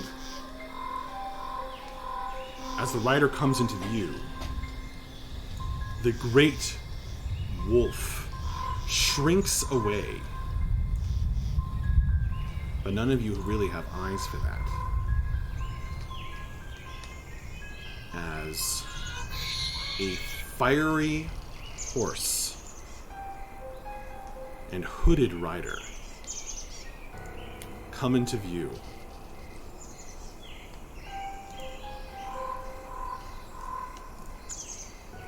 I will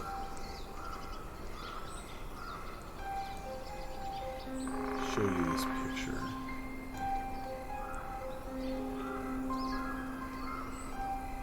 This isn't a fiery horse, but as it comes into view, the wolf seems to think this threat greater than all others. And it cringes and whines. And the rider pulls up. You realize that it has ridden off the side of the road, floating 5 feet off the ground. The flames of the horse cool a bit, and the dire wolf is still staring at this hooded figure, snarling, whining, and cringing. As you watch, there's something about this figure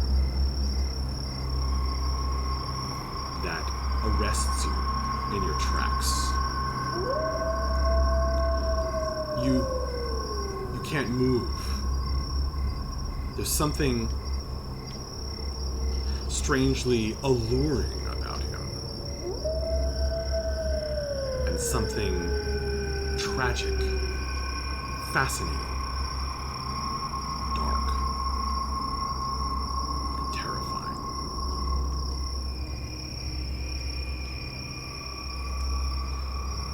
The figure raises one arm from within the deep shrouded cloak, and his gloved hand goes like this, and the dire wolf rises into the air as you watch in shock. The wolf rises into the air as if pulled on a string and is dashed against a tree, where it breaks apart into bloody chunks.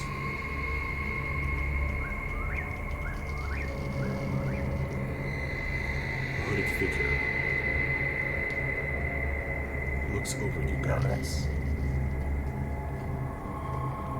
and says,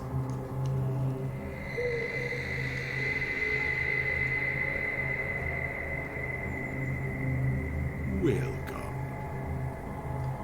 to my kingdom."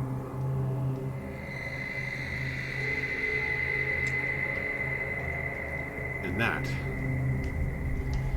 as the rider turns and the flames start up again on the horse, it rides off into the air through the mist. That is where we're going to end our session. Ooh. We survived! We live! Yay! We didn't die!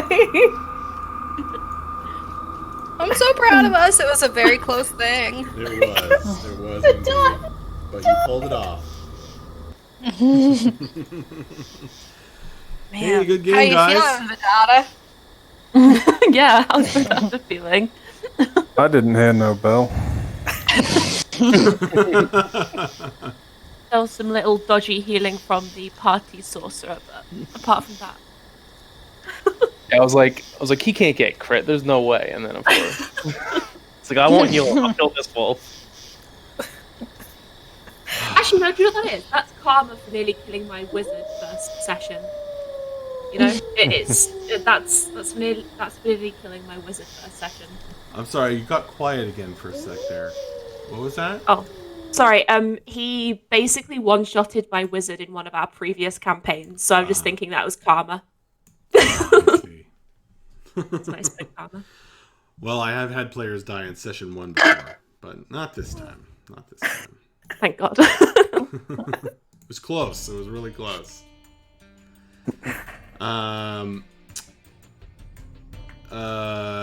All right. Well, that was our first session. I'm going to stop recording here.